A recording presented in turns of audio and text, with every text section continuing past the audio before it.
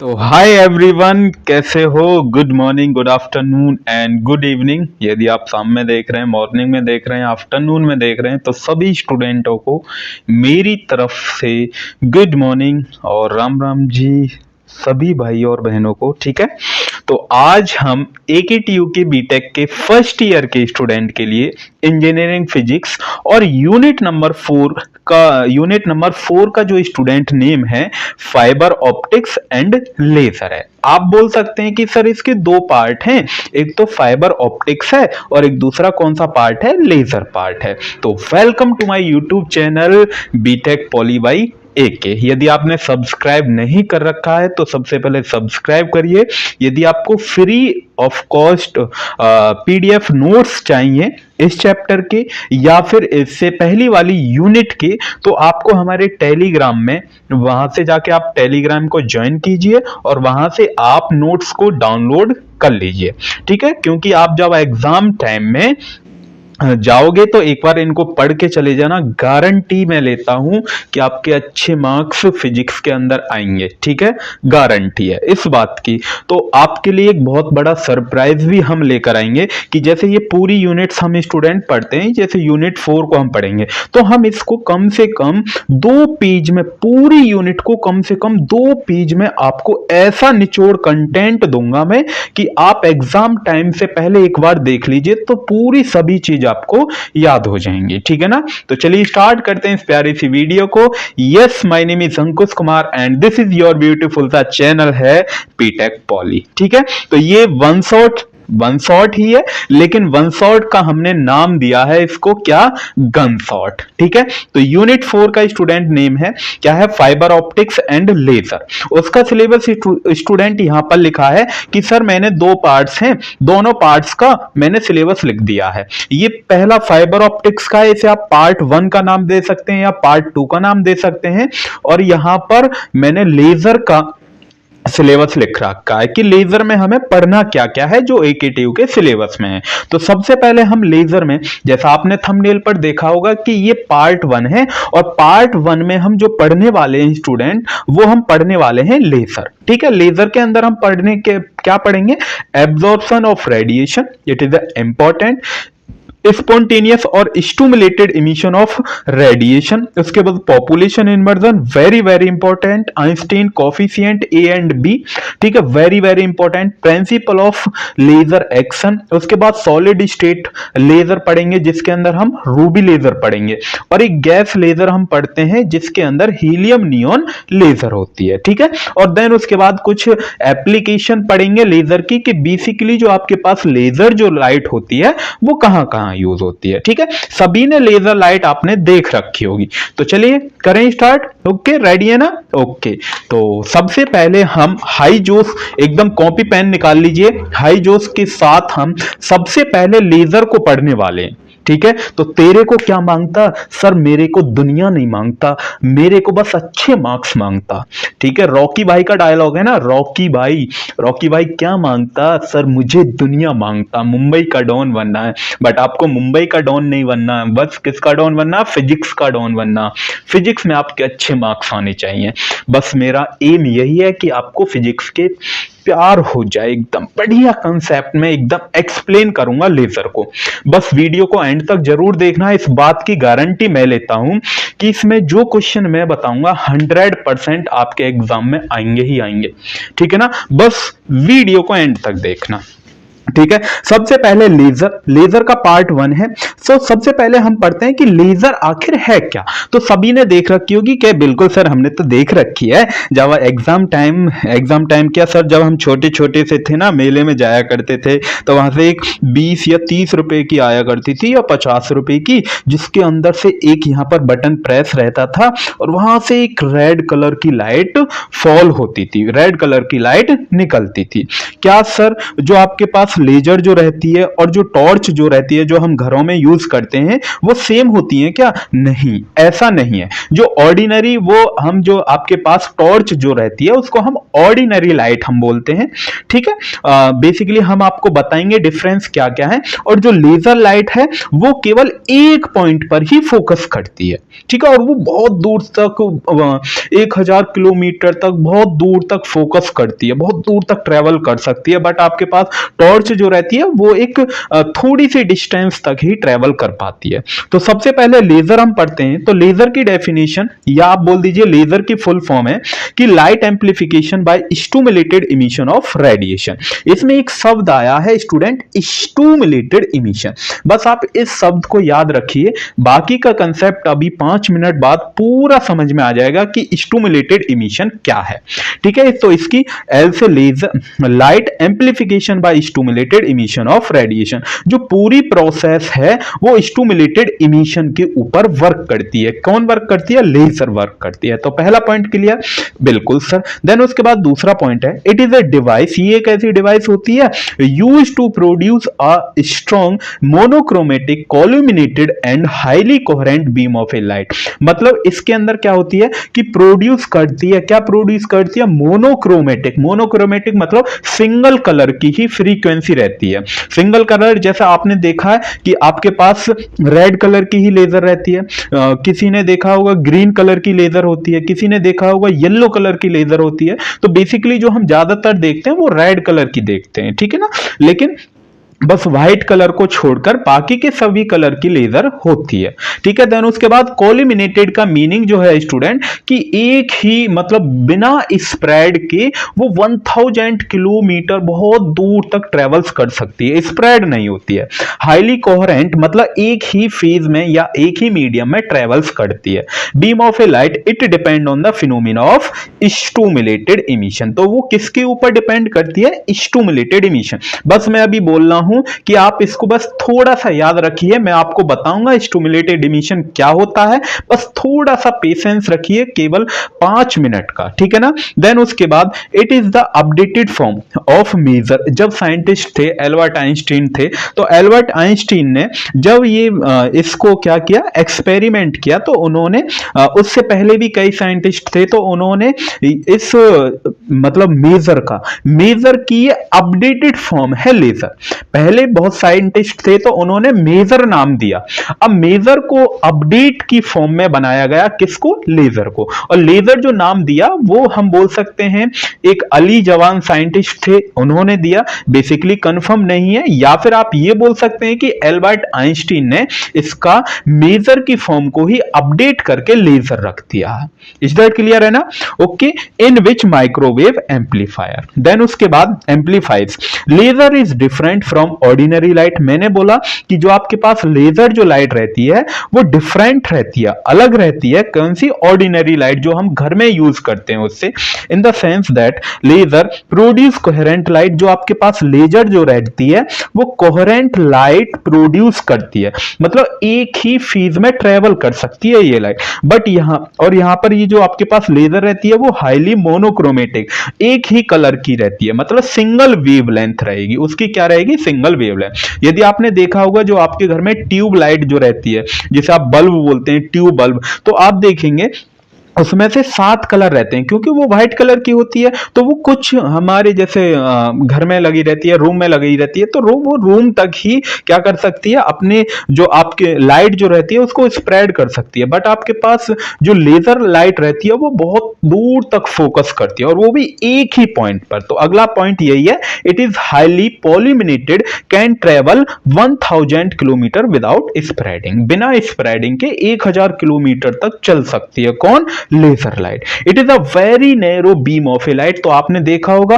कि जब भी कभी लेजर लाइट को आपने कभी ऑन किया होगा तो एक छोटी सी बीम ऑफ ए लाइट जाती है। ऐसा नहीं है जैसे आपके पास टॉर्च होती है तो उसमें से बहुत बड़ी लाइट निकलती है, उस टाइप से नहीं। बट कैसा देखा कि आपने जैसे ये पेन की नोक है, तो देन उसके बाद यहां से ऐसी ही लाइट निकलती है, बहुत narrow beam of a light चलती है, ठीक है ना। उसके बाद यहां पर जो मैं अभी आपसे बोल रहा था कि 5 मिनट मिनट रुक जाइए, तो वही कंसेप्ट अब यहां पर आने वाला है। तो इसके अंदर हम पढ़ने वाले हैं प्रोसेस ऑफ रेडिएशन, या आप बोल दीजिए मैकेनिज्म। तो इसके तीन प्रकार हैं, मतलब तीन प्रोसेस हैं, प्रकार नहीं है, काइंड नहीं है, ठीक है। इसके अंदर क्या है, तीन प्रोसेस हैं रेडिएशन की। तो पहली जो है वो स्टिमुलेटेड एब्जॉर्प्शन है, दूसरी आपके पास स्पॉन्टेनियस इमिशन है, और तीसरी आपके पास स्टिमुलेटेड इमिशन है। तो तीन प्रकार के आपके पास क्या होती है, मैकेनिज्म बोल सकते हैं, प्रोसेस बोल सकते हैं। अब सबसे पहले हम पढ़ते हैं स्टूडेंट स्टिमुलेटेड एब्जॉर्प्शन क्या होता है। तो यहां पर स्टिमुलेटेड एब्जॉर्प्शन लिखा है। एब्जॉर्प्शन का ही मतलब क्या है कि आपके पास कोई फोटोन आएगा, उसको मैं एब्जॉर्ब कर लूंगा। मैं नहीं सर, मैं क्यों एब्जॉर्ब करूंगा, मैं कोई वो थोड़ी हूं फोटोन या इलेक्ट्रॉन जो मैं उसको एब्जॉर्ब करूंगा। तो यहां पर बेसिकली हम किसकी बात कर रहे हैं कि आपके पास दो स्टेट हैं। दो स्टेट कौन से हैं स्टूडेंट, ये जो आपके पास है, ये नीचे आप देख रहे होंगे, ये आपके पास होता है ग्राउंड स्टेट, इसको क्या बोलते हैं, ग्राउंड स्टेट। और ये आपके पास जो दूसरा स्टेट है, इसको हम बोलते हैं एक्साइटेड स्टेट। एक्साइटेड स्टेट को आप बोल सकते हैं कि हायर स्टेट, या फिर ये जो लोअर है इसको आप बोल सकते हैं कि लोअर। ग्राउंड को ही लोअर बोलते हैं, हायर को ही एक्साइटेड स्टेट बोलते हैं। अगर आप किसी बुक में देखेंगे तो वहां पर आपको ये मिलेगा, तो कंफ्यूज नहीं होना है यदि आप किसी बुक से पढ़ते हैं, ठीक है ना। तो यहां पर क्या लिखा है कि when an atom is in it's ground state, अगर आपके पास कोई एटम है तो वो एटम आप यहां पर देखेंगे तो ये यहां पर क्या है कि ये ग्राउंड स्टेट में है। भाई ये इसको मैंने क्या बोला, ग्राउंड स्टेट बोला। And a photon of energy h nu it is incident over it, अगर यहां से कोई फोटोन आता है शू शा शा शू, तो यहां से कैसा आएगा, बहुत प्यारा सा फोटोन आएगा। वो बेचारा क्या करेगा, फोटोन इस ये जो यहां पर एटम है इसके साथ टकराएगा, कोलाइड करेगा। कोलाइड करने के बाद क्या होगा भाई, ये कहेगा भाई एटम भाई तू मेरे पास आ जा, हाँ आ जाना तू मेरे पास। तो ये क्या करेगा, ये जो बेचारा फोटोन है ये इस एटम के पास चला जाएगा, और एटम क्या करेगा, अपने अंदर इसकी एनर्जी को, इस फोटोन की एनर्जी को एब्जॉर्ब कर लेगा। एब्जॉर्ब करते ही उस फोटोन के अंदर इतनी ताकत हो जाएगी, वो अपने घर में नहीं रुकेगा। वो ये कहेगा कि मैं भाई अपने घर में नहीं रुकूंगा, अब तो मैं दूसरे के घर को बर्बाद करूंगा। तो फिर वो दूसरे के घर में चला जाता है, और दूसरा घर कौन सा है इसका, एक्साइटेड स्टेट है। बात क्लियर है ना।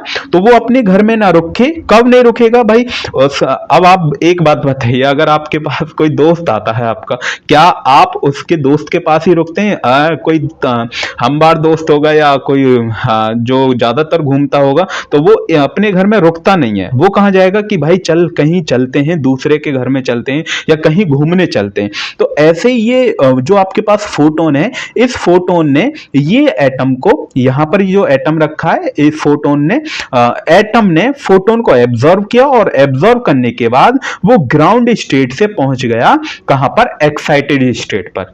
कहां पर पहुंच गया, एक्साइटेड स्टेट पर पहुंच गया, ठीक है ना student.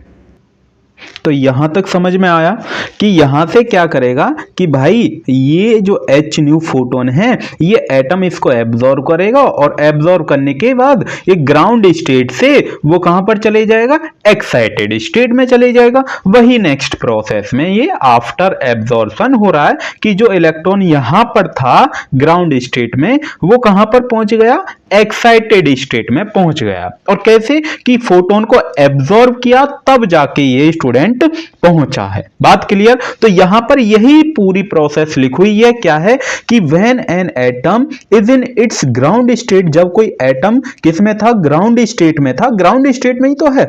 And a photon of energy h nu is incident over it, और जो आपके पास फोटोन्स जो है वो इससे क्या करता है, इससे इंसिडेंट करता है, इससे कोलाइड करता है।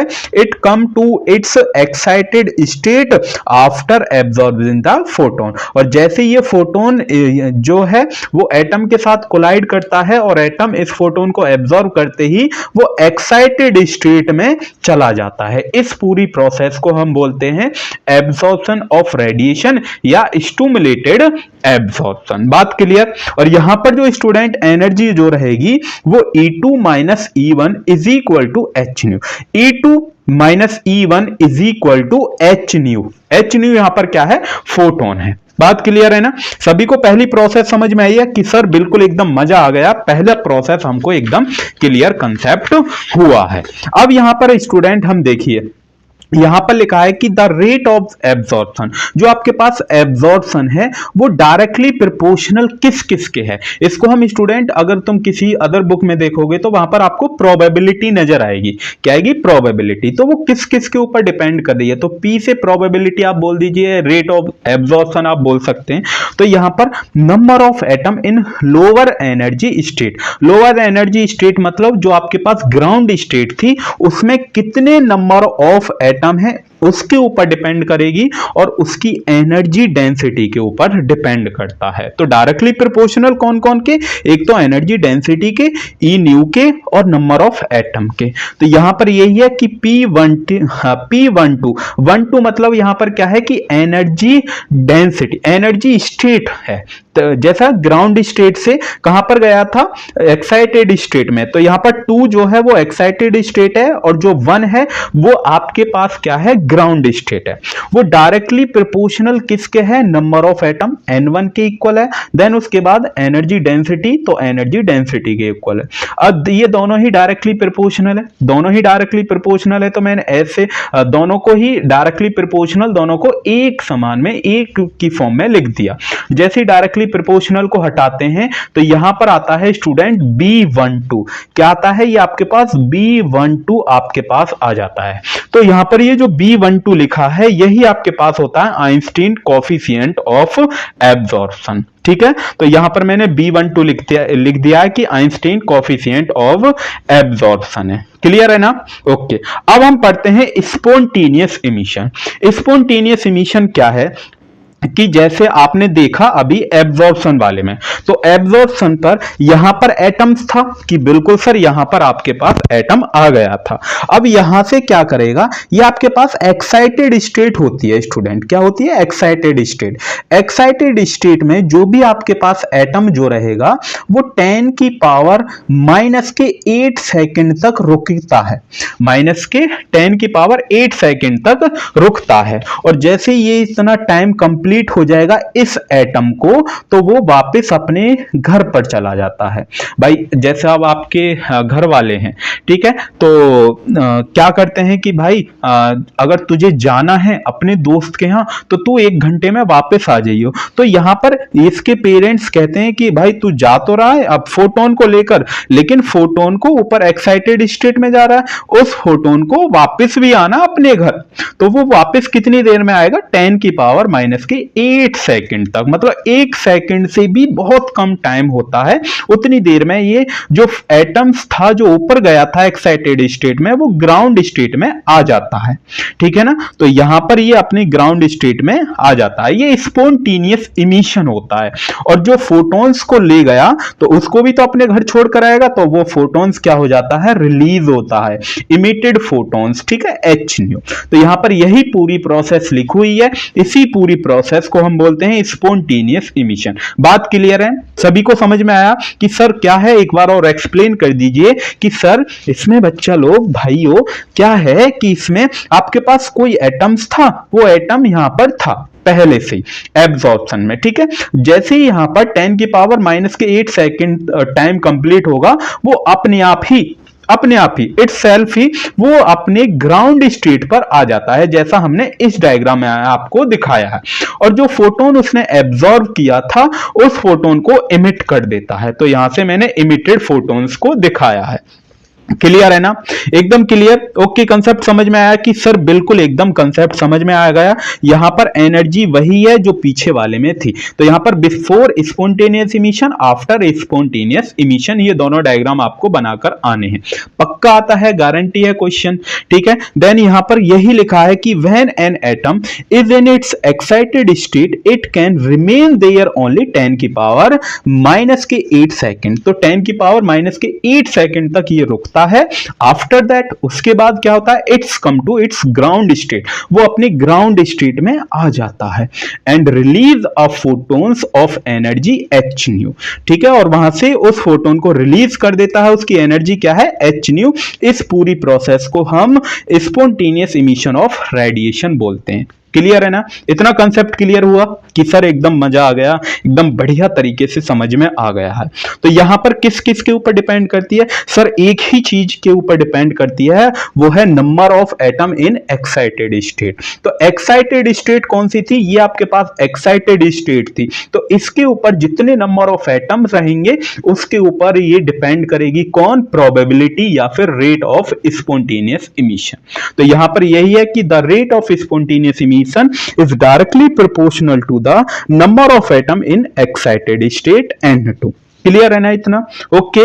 तो यहां पर यही लिख रखा है N2 के ऊपर डिपेंड है। देन यहां पर जैसे डायरेक्टली प्रोपोर्शनल को हटाएंगे तो यहां पर आया है A21, यहां पर क्या आया है स्टूडेंट, A21। अब यहां पर सर ये 2112 क्या है कि यहां से इलेक्ट्रॉन कहां से आ रहा था कि सर दूसरी वाली स्टेट से आ रहा था, तो ये आपके पास दूसरी वाली स्टेट थी और ये कौन सी है, पहली वाली स्टेट, तो दूसरी से वन में आ रहा था। तो यहां पर वही है कि दूसरी से वन में आ रहा है, तो is equal to N2 A21, और A21 क्या है, Einstein coefficient of spontaneous emission है। ठीक है, ये जो प्रोसेस बेसिकली जो रहती है, स्पॉन्टेनियस जो इमिशन जो रहता है, बेसिकली ये जो आपके पास स्पॉन्टेनियस इमिशन है वो किस में रहता है, जो आपके पास ऑर्डिनरी लाइट जो रहती है, जैसे टॉर्च रही आपके पास, बल्ब रहता है एलईडी वाला, वो उसमें प्रोसेस होता है। तो यहां पर यही पॉइंट लिखा है कि ordinary light is obtain from spontaneous emission. तो इसमें कौन सा प्रोसेस या इसमें कौन सा इमिशन होता है, ऑर्डिनरी लाइट में स्पॉन्टेनियस इमिशन होता है। क्लियर है ना, दूसरा कंसेप्ट क्लियर कि सर एकदम बढ़िया, मजा, एकदम कंसेप्ट आ गया समझ में, तो बिल्कुल एकदम लिख के आऊंगा अपने एग्जाम में, बिल्कुल भी नहीं बोलूंगा तेरे को क्या मांगता, तेरे को क्या मांगता, सर मेरे को दुनिया नहीं मांगता, मेरे को अच्छे मार्क्स मांगता। किस में मांगता, इंजीनियरिंग फिजिक्स में। तो बिल्कुल भी टेंशन ना ले, अंकुश सर के साथ फिजिक्स पढ़ेगा बढ़िया एकदम कंसेप्ट के साथ, ठीक है ना। उसके बाद हम जो बेसिकली मैं आपको बता रहा था कि 5 मिनट रुक जाइए, लेकिन 5 मिनट से ज्यादा हो गए, ठीक है ना, कोई बात नहीं है, बट क्या है कि एकदम कंसेप्ट के साथ फिजिक्स पढ़ेंगे। स्टिमुलेटेड इमिशन, ठीक है, जिसके ऊपर आपकी जो लेजर जो लाइट रहती है वो डिपेंड करती है, ठीक है, उसका पूरा ही प्रिंसिपल किसके ऊपर है, इस स्टिमुलेटेड इमिशन, स्पॉन्टेनियस नहीं, स्टिमुलेटेड इमिशन के ऊपर। जो उसमें आ रहा था ना डेफिनेशन में स्टिमुलेटेड इमिशन, तो वही वर्ड यहां पर लिखा है। अब मैं आपको यहां से डायग्राम से बताता हूं कि इसके अंदर होता क्या है, जो भी थ्योरी है वो हम बाद में पढ़ेंगे, ठीक है ना। तो यहां पर क्या है कि आपके पास दो स्टेट हैं, एक तो ग्राउंड स्टेट होता है, एक दूसरा एक्साइटेड स्टेट। तो जैसे ही वो आपके पास एब्जॉर्प्शन में क्या हुआ था कि जो आपके पास एटम्स था वो यहां पर था, ठीक है, यहां पर था कि सर बिल्कुल यहां पर था, यहां पर मतलब एक्साइटेड स्टेट में था। तो एक्साइटेड स्टेट में बेसिकली जो आपके पास जो इलेक्ट्रॉन्स था वो जो मतलब जो एटम्स था वो -10⁸ सेकंड तक रुकता था। अब बट यहां पर इसके घर वाले मतलब जो जिस दोस्त के यहां पर जाते हो तो उसके घर वाले, उसके फादर या मदर ऐसी हैं कि भाई तुझे रुकने नहीं दूंगी, तुझे तो मैं इससे भी पहले निकालने की कोशिश करूंगी। तो यहां से क्या करता है, इसको एनर्जी दे देते हैं। क्या देते हैं, एनर्जी, कि भाई तुझे यहां पर इतनी देर नहीं रुकना है, इससे पहले ही चले जा तू, 10⁻⁻8 सेकंड से पहले ही भेज देते हैं इसको कि भाई इतनी देर तू रुकेगा ही नहीं, इससे पहले ही तुझे जाना पड़ेगा अपने घर। तो ये बेचारा क्या करता है, इसमें लात घूंसे मारे जाते हैं, तब जाके ये बेचारा अपने एक्साइटेड स्टेट से अपने ही वापस घर आ जाता है। कहां पर आ जाता है, अपने ही ग्राउंड स्टेट में आ जाता है। अब एक बात बताइए यहां से कि एक फोटॉन्स तो ये ऊपर लेके गया था, ये जो एटम गया था, तो यहां से आपने एक फोटॉन्स को एब्जॉर्ब किया और एब्जॉर्ब करने के बाद वो एक्साइटेड स्टेट में पहुंचा था कि सर बिल्कुल पहुंचा था, वो तो हमने एब्जॉर्प्शन में पढ़ा था कि हाँ बिल्कुल सर। अब यहां से हम और एक फोटॉन्स दे रहे हैं, तो अब इसके पास कितने फोटोन हो गए सर, अब तो इसके पास 2 फोटोन हो गए। तो 2 फोटोन को भाई यहाँ पर एनर्जी दे रहे हैं, तो एनर्जी किसकी फॉर्म में दे रहे हैं? फोटोन की फॉर्म में आप एनर्जी दे रहे हैं। तो फोटोन की फॉर्म में जैसे आप एनर्जी देंगे तो इसके पास, इस एटम के पास दो फोटोन हो जाएंगे और दोनों फोटोन्स कहां पर आ जाएंगे? नीचे आ जाएंगे। तो दोनों फोटोन्स को रिलीज करते हुए बेचारा ये एटम मर पिट के छित के पता न जन कैसे कैसे वो अपने कहां पर आ जाता है? ग्राउंड स्टेट में आ जाता है। तो ग्राउंड स्टेट में आ गए तो इमिटेड फोटोन्स, तो यहां पर कितने फोटोन्स हैं? दो फोटोन्स हैं इमिटेड फोटोन। ठीक है ना, आगे बात समझ में। तो इस पूरी प्रोसेस को हम बोलते हैं स्टिमुलेटेड इमिशन। क्लियर है? तो इसी के ऊपर पूरी जो आपके पास लेजर है वो वर्क करती है। ठीक है ना, समझ में आई है ना? ओके, तो अब यहां पर जो हम थ्योरी लिखी है इसको एक बार पढ़ लेते हैं कि when an atom is in its excited state, कोई आपके पास एटम है वो एक्साइटेड स्टेट में है, एक फोटोन्स जो है वो एच न्यू इंसिडेंट उससे टकराता है, atoms come to its ground state, तो वो वहां से कहां से आ जाता है? अपने ग्राउंड स्टेट पर आ जाता है। But now instead of one, two photons of energy H nu each are release, तो यहां से एक फोटोन्स तो ये और एक फोटोन्स जो ये एब्जॉर्ब करके गया था, तो दो फोटोन्स रहते हैं, तो दोनों फोटोन्स को ये क्या करेगा? रिलीज करता हुआ आएगा। व्हेन दोज एटम, अगर ये आपके पास एक एटम है, अगर यहां से दो एटम्स जाते हैं तो दो एटम्स कितने फोटोन्स को रिलीज करेंगे? सर चार फोटोन्स को यहां से रिलीज करेंगे। अगर चार एटम जाते हैं तो तब कितने इनको करेंगे? कि सर चार जाते हैं तो 8 को करेंगे। ठीक है, चार जाते हैं तो 8 को करेंगे, तो दुगना करते हैं। तो बट यहां पर यही प्रोसेस, यही लिखा हुआ कि when these two photons of energy H nu each are incident on another two excited state atom, 4 photons of energy H nu are release, तो वो चार जो फोटोन्स हैं उनको रिलीज कर देता अगर दो फोटोन गए। ठीक है ना, ओके, समझ में आई है? ओके सर, इतना तो बढ़िया, एकदम मजा आ गया। देन उसके बाद यहां पर किस किस के ऊपर डिपेंड है? कि सर वही जो एक आपने देखा था एब्जॉर्प्शन वाले में, तो नंबर ऑफ एटम के ऊपर डिपेंड करता है एक्साइटेड स्टेट में।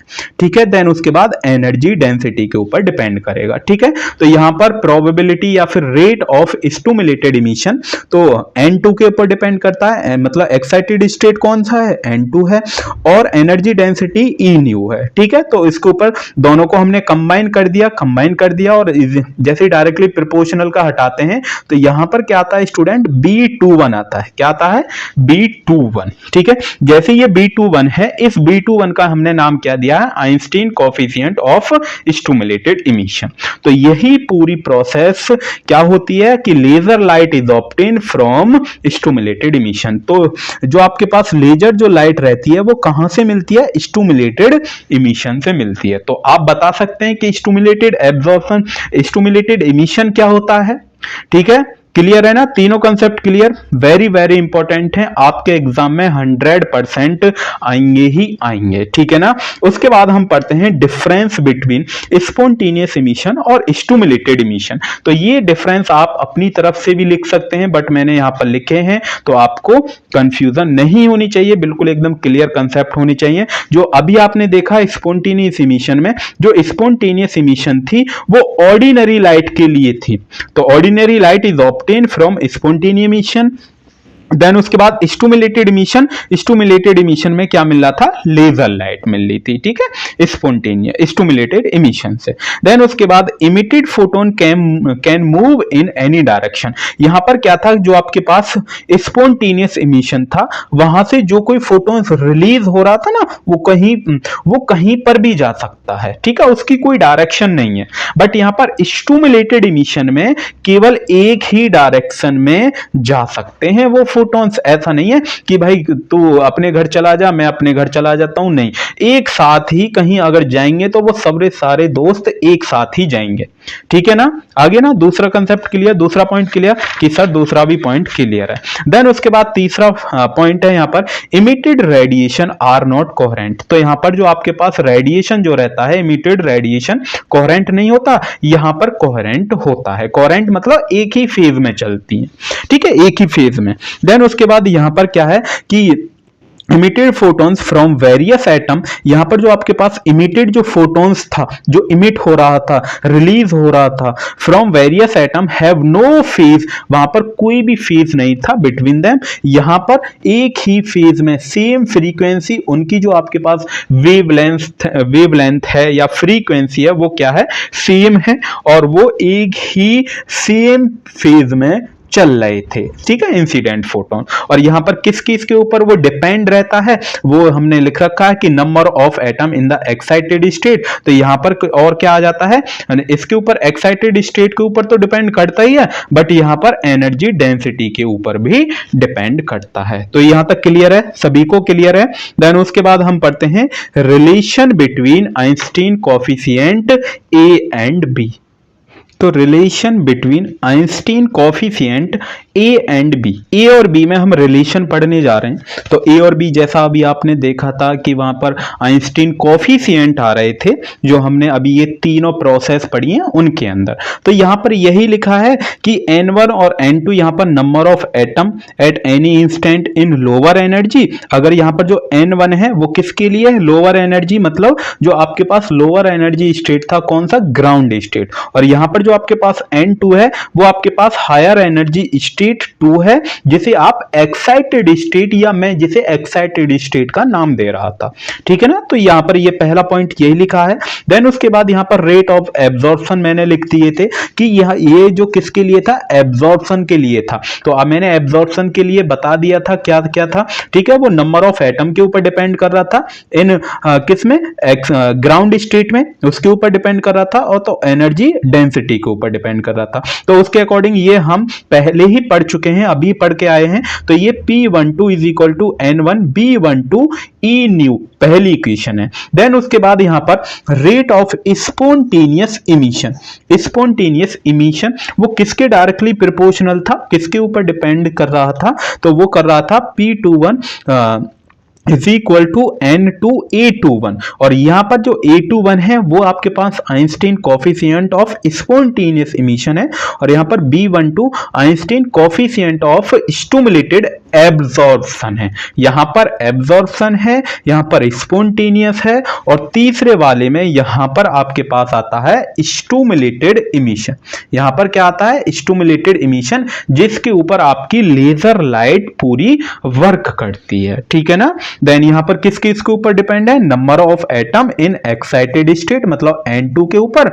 देन यहां पर क्या है, तो यहां तक समझ में आया आपको, क्या है कि यहां पर एनर्जी डेंसिटी है, ठीक है। तो ये हम पहले ही जब हमने आपको स्टिमुलेटेड इमिशन पढ़ाया था तब हमने आपको ये बता दिया था, ठीक है ना। तो ये आपने पहले भी अभी भी देखा होगा कि कैसे कहां से आता है, तो सब कुछ मैंने पढ़ा हुआ है। देन ये आपके पास इक्वेशन नंबर कौन सी आ जाती है, 3। यहां पर ये जो B21 है, ये B21 क्या है आपके पास, Einstein coefficient of stimulated emission है, क्लियर है ना, ओके। देन उसके बाद अंडर थर्मल इक्विलिब्रियम, इक्विलिब्रियम के अकॉर्डिंग हम यहां पर क्या करते हैं, ये आपके पास कौन सी प्रोसेस, कौन सा इमिशन था कि सर ये तो आपके पास P12 जो था वो आपके पास स्टिमुलेटेड एब्जॉर्प्शन था, और यहां पर स्पॉन्टेनियस और प्लस यहां पर स्टिमुलेटेड इमिशन दोनों को हमने यहां पर क्या कर दिया, ऐड कर दिया है, ठीक है, दोनों को यहां पर हमने क्या कर दिया, ऐड किया है। देन उसके बाद P21, जो P21 था उसकी जो भी वैल्यूज थी इक्वेशन नंबर 1 के अकॉर्डिंग वो हमने यहां पर पुट की। उसके बाद P21 डैश की वैल्यू जो भी थी वो हमने यहां पर पुट की है। देन उसके बाद P21 की जो भी वैल्यू थी वो हमने यहां पर रख दी है, ठीक है। देन उसके बाद ये जो आपके पास N2 B21 और E न्यू जो है उसको हम इधर ले आए हैं, क्योंकि ये दोनों को हमने एक तरफ कर लिया, क्योंकि E न्यू यहां पर भी है और E न्यू यहां पर भी है, तो इसलिए क्यों, क्योंकि यहां से हम कॉमन ले सकें, तो अगले स्टेप में हमने यहां पर कॉमन लिया। उसके बाद E न्यू को हमने एक तरफ रखा, बाकी की ये जो टर्म है पूरी वाली नेगेटिव में जो है वो हम इसके डिनोमिनेटर में ले गए हैं, किसके डिनोमिनेटर में, इसके डिनोमिनेटर में ले गए N2A21 के में। देन उसके बाद यहां पर हम क्या करते हैं, B21 जो है ये आपके पास कौन सा, B21, यहां पर ये आप देखेंगे B21 है, इसको हमने कॉमन लिया है। जैसे यहां से कॉमन लेंगे तो N2 से N2 ये कैंसिल आउट, यहां से N2 और B21 इस पूरी टर्म को कॉमन लिया है। जैसे कॉमन लेंगे तो N2 से ये N2 क्या हो जाएगा आपके पास, कैंसिल आउट हो जाएगा। बचा यहां पर क्या, जहां पर B12 है, B12 उसके नीचे B21 आ जाएगा और N1 अपॉन N2 माइनस के 1 आ जाएगा, क्योंकि ये तो पूरी टर्म हमने कॉमन ली है। देन ये आपके पास आ गया। इतना क्लियर है सभी को कि हाँ सर इतना तो क्लियर है। देन उसके बाद यहां पर हमने जो कैंसिल आउट करने के बाद जो भी टर्म बची थी वो हमने यहां पर ली है और लिख दी। देन उसके बाद इस इक्वेशन को हमने 4 का नाम दे दिया। ठीक है, उसके बाद यहां पर according to Boltzmann distribution law, यहां पर डिस्ट्रीब्यूशन लॉ, यदि आपको, अगर आपने हमारी यूनिट 1 की 1 शॉर्ट वीडियो देख रखी होगी तो वहां से ये कंसेप्ट आता है। ठीक है, देन उसके बाद E2 माइनस E1 की जगह आप क्या रख सकते हैं, एच न्यू वैल्यू पुट कर सकते हैं। तो ये यहां पर हमने एच न्यू की वैल्यू क्या कर दी है, पुट कर दी। तो इस इक्वेशन को हमने किसका नाम दे दिया, 5 का नाम। अब यहां पर हम ये जो आपके पास 5 है इसको हम 4 वाली इक्वेशन में यूज कर रहे हैं। और 4 वाली इक्वेशन कौन सी है, ये जो ऊपर वाली है, यहां पर इसका यूज कर रहे हैं। कहां, जहां पर N1 अपॉन N2 है उसकी जगह मैं क्या रख रहा हूं, e की पावर h न्यू अपॉन के टी की वैल्यू क्या कर रहा हूं, मैं पुट कर रहा हूं। ठीक है, तो यहां पर मैंने अगले स्टेप में स्टूडेंट वही पुट किया है। देन यहां पर हम according to Planck radiation law, तो ये रेडिएशन लॉ हम यूनिट 1 में क्वांटम मैकेनिक्स में पढ़ते हैं, तो वहां से ये फॉर्मूला आपको याद हो तो अब वहां पर ये फॉर्मूला हम पढ़ते हैं। तो इन दोनों में हम क्या करते हैं, इक्वेशन नंबर 6 जो आपके पास ये जो इक्वेशन है और ये जो आपके पास इक्वेशन नंबर 7 है, दोनों को हम कंपैरिजन करते हैं। जैसे हम कंपैरिजन करेंगे तो यहां से जो आपके पास A21 अपॉन B21 जो है, A21 upon B21, A21 upon B21 लिख लिया तो वो किसकी इक्वल है, क्योंकि देखो ये तो भाई e की power h new upon kt minus 1, e की power h new upon kt minus 1, तो ये यहां किसकी इक्वल आएगी, इसकी इक्वल आएगी। तो ये यहां पर हमने किसके इक्वल लिख दिया, इसके इक्वल लिख दिया। और यहां पर B12 upon B21 is equal to किसके आएगा, 1 की इक्वल आएगा। तो ये किसने, हमने 1 की इक्वल लिख दिया। तो हम कह सकते हैं यहां पर B12 जो था वो किसके इक्वल है, B21 के इक्वल है। क्लियर है ना। तो यही आपके पास होता है Einstein coefficient of coefficient A and B. Is that clear?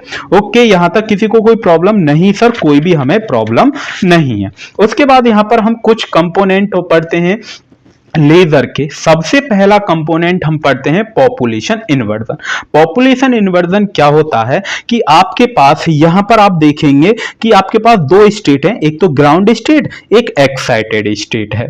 जैसे ही हम ग्राउंड स्टेट से एक्साइटेड स्टेट को एनर्जी देते हैं तो यहां पर आप देखेंगे इलेक्ट्रॉन्स क्या हैं या फिर एटम क्या हैं, यहां पर ग्राउंड स्टेट में ज्यादा हैं as compare to the excited state. तो आप ये बोल सकते हैं कि N2 में जो है आपके पास एटम वो ज्यादा है किससे, सॉरी N1 में एटम क्या है, ज्यादा है किससे, N2 से।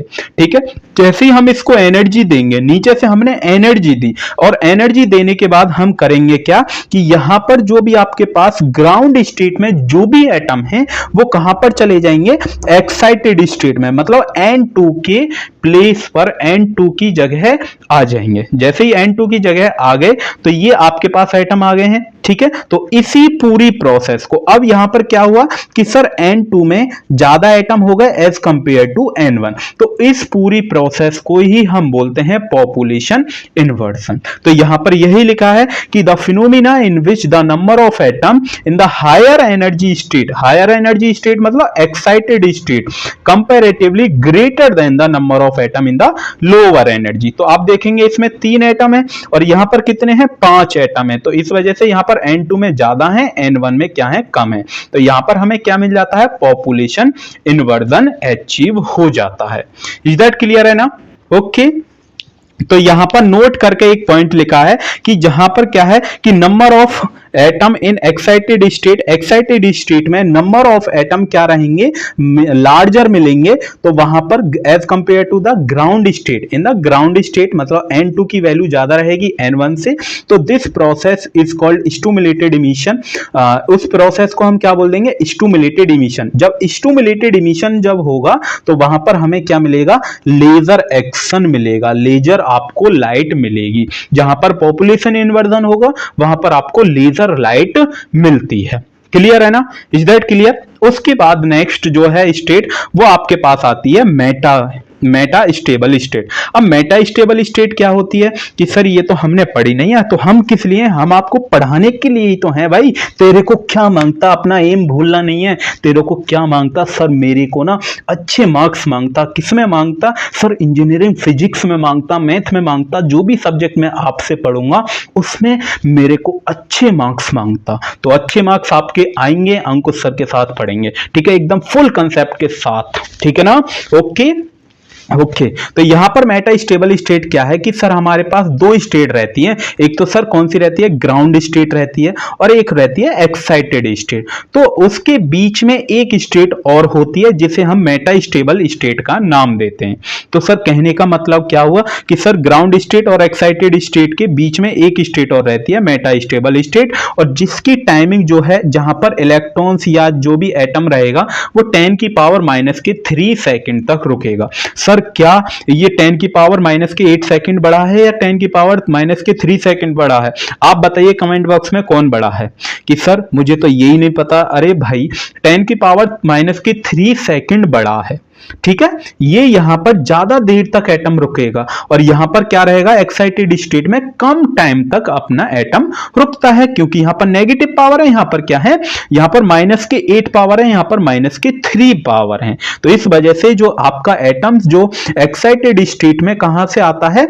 मेटा स्टेबल स्टेट में आता है। तो यहां पर बहुत देर तक मतलब 10⁻⁻³ तक रुकेगा, देन उसके बाद ग्राउंड स्टेट में आना स्टार्ट कर देगा। तो Meta stable state can be defined as state where excited atom can remain for longer time than the normal excited state, ठीक है।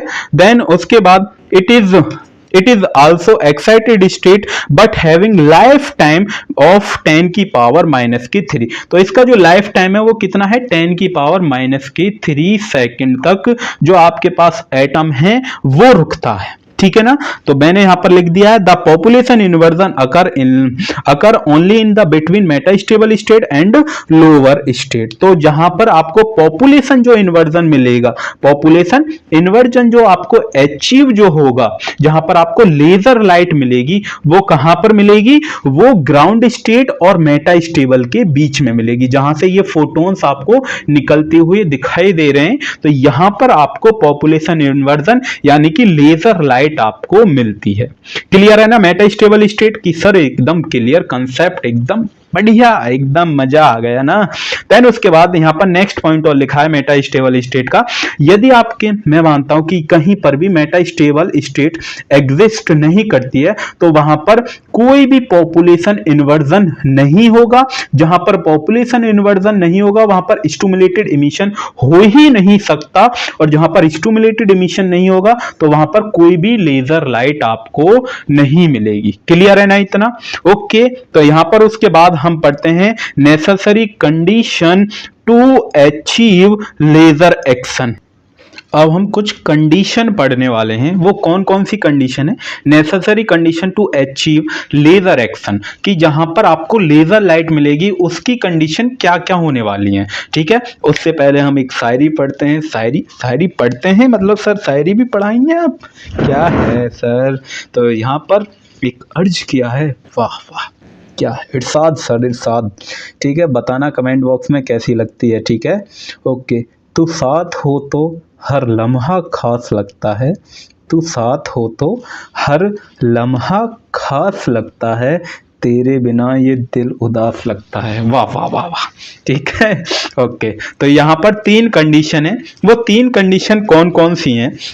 यहां पर देखिए, the number of atom in higher state, जो आपके पास मैंने अभी पॉपुलेशन इन्वर्जन जो आपको पढ़ाया है वही यहां पर लिखा है कि पॉपुलेशन इन्वर्जन जहां पर अचीव होगा वहां पर आपको लेजर एक्शन अचीव होगा। तो पहला पॉइंट आप पढ़ेंगे तो पहला पॉइंट यही है क्या? The number of atom in higher state energy must be the greater than that in lower energy state so that the rate of emission become greater। Greater than the rate of absorption. तो यहां पर stimulated emission क्या रहेगा, ज्यादा रहेगा।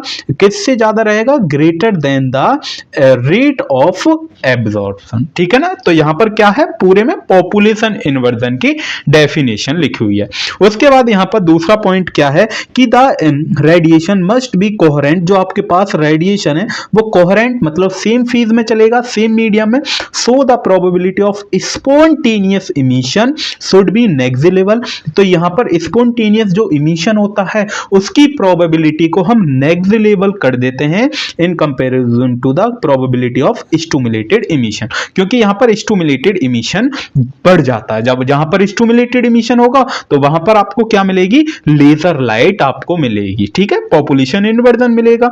और यहां पर क्या है कि the coherent beam of light must be sufficient amplified, और जहां पर कोहेरेंट जो बीम रहेगी, कोहेरेंट बीम ऑफ लाइट रहेगी, वहां सफिशिएंट एम्पलीफाइड होना कंपलसरी है, ठीक है। देन उसके बाद यहां पर पंपिंग पढ़ते हैं। पंपिंग की डेफिनेशन क्या है, पंपिंग यही है कि the process of achieving population, achieve population inversion, जहां पर पॉपुलेशन इन्वर्जन अचीव होगा उस पूरी प्रोसेस को हम क्या बोलते हैं, पंपिंग बोलते हैं।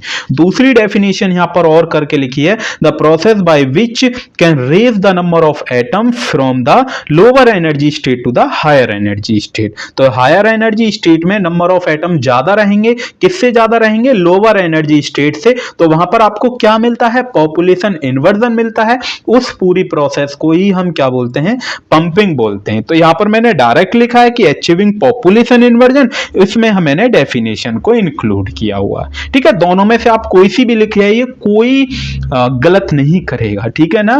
ओके, दोनों ही डेफिनेशन आसान है। देन उसके बाद यहां पर कुछ यहां पर क्या है, पंपिंग के टाइप हैं कि आपको पंपिंग कहां कहां पर मिलती है। देखिए, अगर आप रूबी लेजर, अभी हम नेक्स्ट पढ़ेंगे रूबी लेजर क्या होती है। अगर कहीं पर भी आप रूबी लेजर पढ़ेंगे तो वहां पर ऑप्टिकल पंपिंग यूज होगी। कौन सी पंपिंग, ऑप्टिकल पंपिंग, याद रख लीजिए, ऑप्टिकल पंपिंग यूज होती है। दूसरी में अगर आप हीलियम नियॉन लेजर पढ़ेंगे, अभी हम दोनों ही लेजर पढ़ेंगे, ठीक है, आपके सिलेबस में, तो वहां पर इलेक्ट्रिकल डिस्चार्ज पंपिंग हम पढ़ते हैं। कौन सी, इलेक्ट्रिकल डिस्चार्ज पंपिंग। देन उसके बाद यहां पर कोलिजन पंपिंग एक होती है जिसके बीच में इनइलास्टिक एटम होता है, ठीक है। उसके बाद यहां पर सेमीकंडक्टर लेजर जब हम पढ़ते हैं तब यहां पर डायरेक्ट कन्वर्जन पंपिंग का नाम देते हैं। देन उसके बाद chemical pumping used in gas laser, जैसे आपके पास CO2 लेजर होती है ना, उसमें हम कौन सी पंपिंग का यूज करते हैं, केमिकल पंपिंग का यूज करते हैं। तो बात यहां तक क्लियर है, सभी को एकदम क्लियर कि सर इतना तो एकदम क्लियर है, ठीक है। तो तेरे को क्या मांगता, अपना एम भूलना नहीं है। तेरे को क्या मांगता, सर मेरे को दुनिया मांगता, दुनिया नहीं मांगता तेरे को सर रॉकी भाई तेरे को दुनिया नहीं मांगता। तो तेरे को सर क्या मांगता, मेरे को क्या मांगता, सर मेरे को फिजिक्स में अच्छे मार्क्स मांगता, अच्छे मार्क्स आने चाहिए। तो अच्छे मार्क्स क्यों नहीं आएंगे भाई, आपके आएंगे, 100% आपके अच्छे मार्क्स आएंगे, ठीक है ना। देन उसके बाद यहां पर प्रिंसिपल ऑफ लेजर है। लेजर का प्रिंसिपल क्या है, लेजर का प्रिंसिपल वही है जो आप अभी पढ़ के आए हैं, स्टिमुलेटेड इमिशन। स्टिमुलेटेड इमिशन पूरा ही प्रिंसिपल, पूरे ही जो आपके पास लेजर जो रहती है वो पूरी ही किसके ऊपर वर्क करती है, स्टिमुलेटेड इमिशन के ऊपर वर्क करती है। और ये आप अच्छी तरीका से हमने आपको एक्सप्लेन किया है एक दोस्त का एग्जांपल लेके, ठीक है। देन उसके बाद यहां पर the ground state atom absorb energy from external source and raise to higher state. और जैसे ही वो कहां से, ग्राउंड स्टेट से एक एब्जॉर्ब क्या करता है, एनर्जी को मतलब फोटोन को एब्जॉर्ब करता है, वो कहां पर चला जाता है, हायर स्टेट में, मतलब एक्साइटेड स्टेट में चला जाता है, ठीक है ना। तो यही तो वहां पढ़ के आए हम। और फिर देन उसके बाद वहां से क्या आता है, शॉर्ट टाइम रुकता है, कहां पर रुकता है, due to short time life 10⁸ second in of excited state. Then उसके बाद स्पॉन्टेनियसली कम कहां पर आ जाता है, मेटा स्टेबल स्टेट में। फिर वहां पर कितना देर रुकता है, 10⁻³ सेकेंड तक रुकता है, ठीक है। देन उसके बाद वहां पर आपको क्या मिलता है, पॉपुलेशन इन्वर्जन अचीव हो जाता है। जब पॉपुलेशन इन्वर्जन अचीव हो जाएगा तो फिर आपको क्या मिल जाएगी, एक प्यारी सी लेजर लाइट। सर प्यारी सी, सर वो तो मुझे छोड़कर चली गई, क्या ही करें अब हम, गई ना छोड़कर, जाने दो, जो जा रहा है जाने दो, जो जा रहा है जाने दो। ठीक है ना, बस हमको क्या, अपना एम नहीं भूलना है। सर हमारा एम क्या है, तेरे को क्या मांगता, सर मेरे को अच्छे मार्क्स मांगता। किस में मांगता, फिजिक्स में अच्छे मार्क्स मांगता। ठीक है, तो सेम अपना एम नहीं भूलना है अपना। ठीक है, देन उसके बाद हम पढ़ने वाले हैं कंपोनेंट्स ऑफ लेजर। तो इसको बेसिकली यहाँ पर 3 कंपोनेंट हैं। अगर आप किसी भी बुक में देखेंगे तो 3 ही कंपोनेंट बताए जाते हैं आपको। तो सबसे पहला कंपोनेंट है एक्टिव मीडियम। पहला क्या है, एक्टिव मीडियम। देन उसके बाद यहाँ पर मिरर लगाए जाते हैं। क्या लगाए जाते हैं, मिरर लगाए जाते हैं, जिसे आप रेजोनेंट कैविटी बोलते हैं। ठीक है, दूसरा आप ये बोल सकते हैं कि रेजोनेंट कैविटी है। देन उसके बाद तीसरा सोर्स जो रहता है, तीसरा जो कंपोनेंट है वो पंपिंग सोर्स है। ठीक है, यहां पर ये जो मिरर लगाया गया है ये टोटल रिफ्लेक्टिंग मिरर होता है कि यहां से कोई भी अगर लाइट है कुछ भी है वो यहां से पार तो जा ही नहीं सकती, इससे टकराएगी। टकराने के बाद वो पार्शियली रिफ्लेक्टिंग मिरर की तरफ जाएगी जहां से आपको लेजर लाइट मिलती है। ठीक है ना, तो यही इसके 3 कंपोनेंट हैं। अगर कंपोनेंट पूछता है तब आपको ये कंपोनेंट लिख कर आने।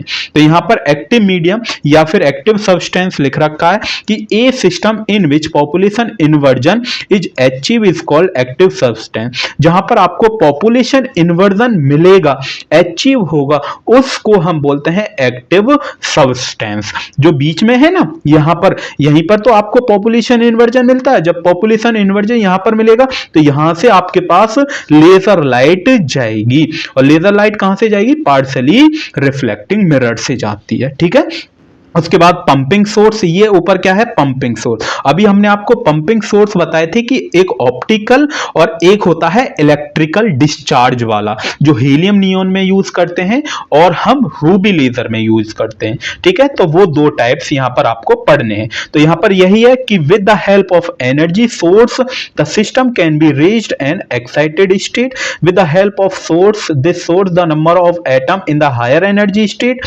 मे be increased and the population inversion achieve. तो वहां पर आपको क्या मिलता है, पॉपुलेशन इन्वर्जन मिलता है। और पॉपुलेशन इन्वर्जन की वजह से यहां पर आपको क्या मिल जाएगी, क्या मिल जाएगी, सर हमें मिल जाएगी, सर कोई नहीं मिलेगा आपको बस लेजर लाइट से अलावा, अगर आपके हाथ में कुछ नहीं है। ठीक है, बस लेजर लाइट ही मिलेगी। तो इसलिए पढ़ने पर फोकस कर ले बच्चा। देन उसके बाद यहां पर तीसरा पॉइंट है रेजोनेंट कैविटी या फिर ऑप्टिकल रेजोनेटर भी हम बोलते हैं इसको। ठीक है, तो यहां पर पहला पॉइंट क्या है कि the optical resonator consist of 2 reflecting mirror. तो यहां पर 2 मिरर हैं जिसे मैंने R1 का और R2 का नाम दिया है। यहां पर जो R1 मिरर है वो फुली रिफ्लेक्टिंग मिरर है, जैसा मैंने आपको दिखाया है कि टोटल रिफ्लेक्टिंग मिरर, इसे मैंने R1 का नाम दिया है। और ये आपके पास R2 मिरर हो जाता है। ये यहां पर पार्शियली रिफ्लेक्टिंग है जहां से आपको लेजर लाइट मिलती है। तो यही यहां पर लिख रखा है, जो आपके पास R2 मिरर है वो पार्शियली रिफ्लेक्टिंग है।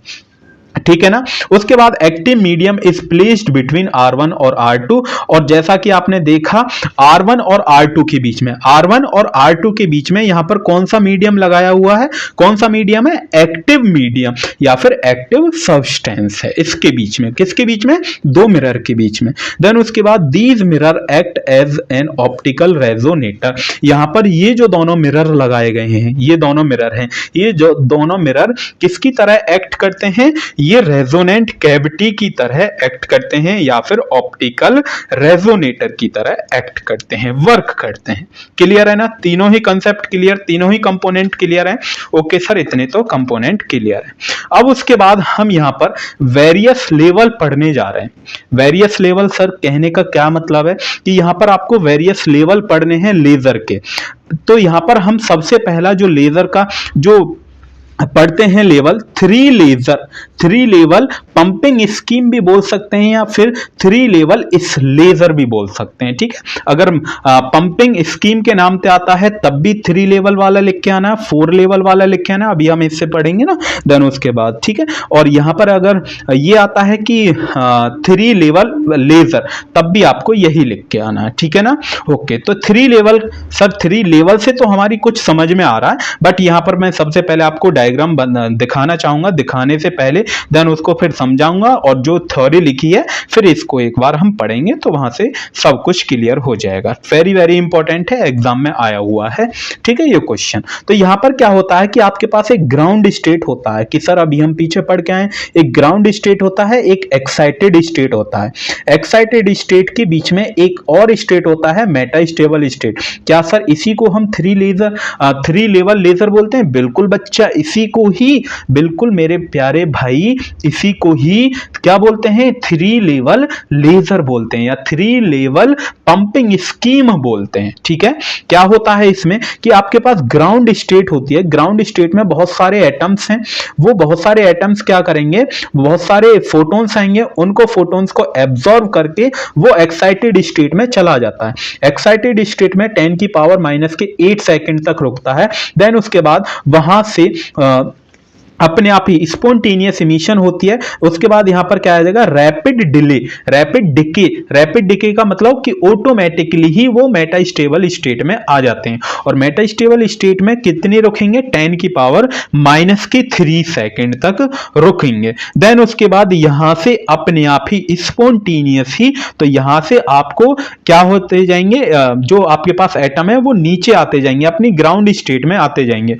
और जो फोटॉन्स जो लिए गए हैं, जो भाई फोटॉन्स एब्जॉर्ब किए हैं, एब्जॉर्ब करने के बाद एक्साइटेड स्टेट में गए, तो एक्साइटेड स्टेट में से वो मेटा स्टेबल स्टेट में आएंगे, मेटा स्टेबल से किस में आएंगे? ग्राउंड स्टेट में। जब ग्राउंड स्टेट में आएंगे तो वो फोटॉन्स को क्या करते हुए आएंगे?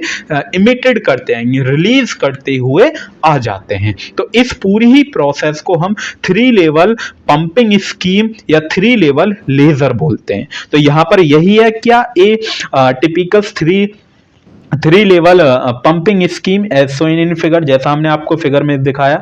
दूसरा हमने ये कहा कि जो आपके पास E1 जो है, ये जो आपके पास E1 है, इसको मैंने ग्राउंड स्टेट का नाम दिया है। तो E1 कौन सा है? ग्राउंड स्टेट लेवल है।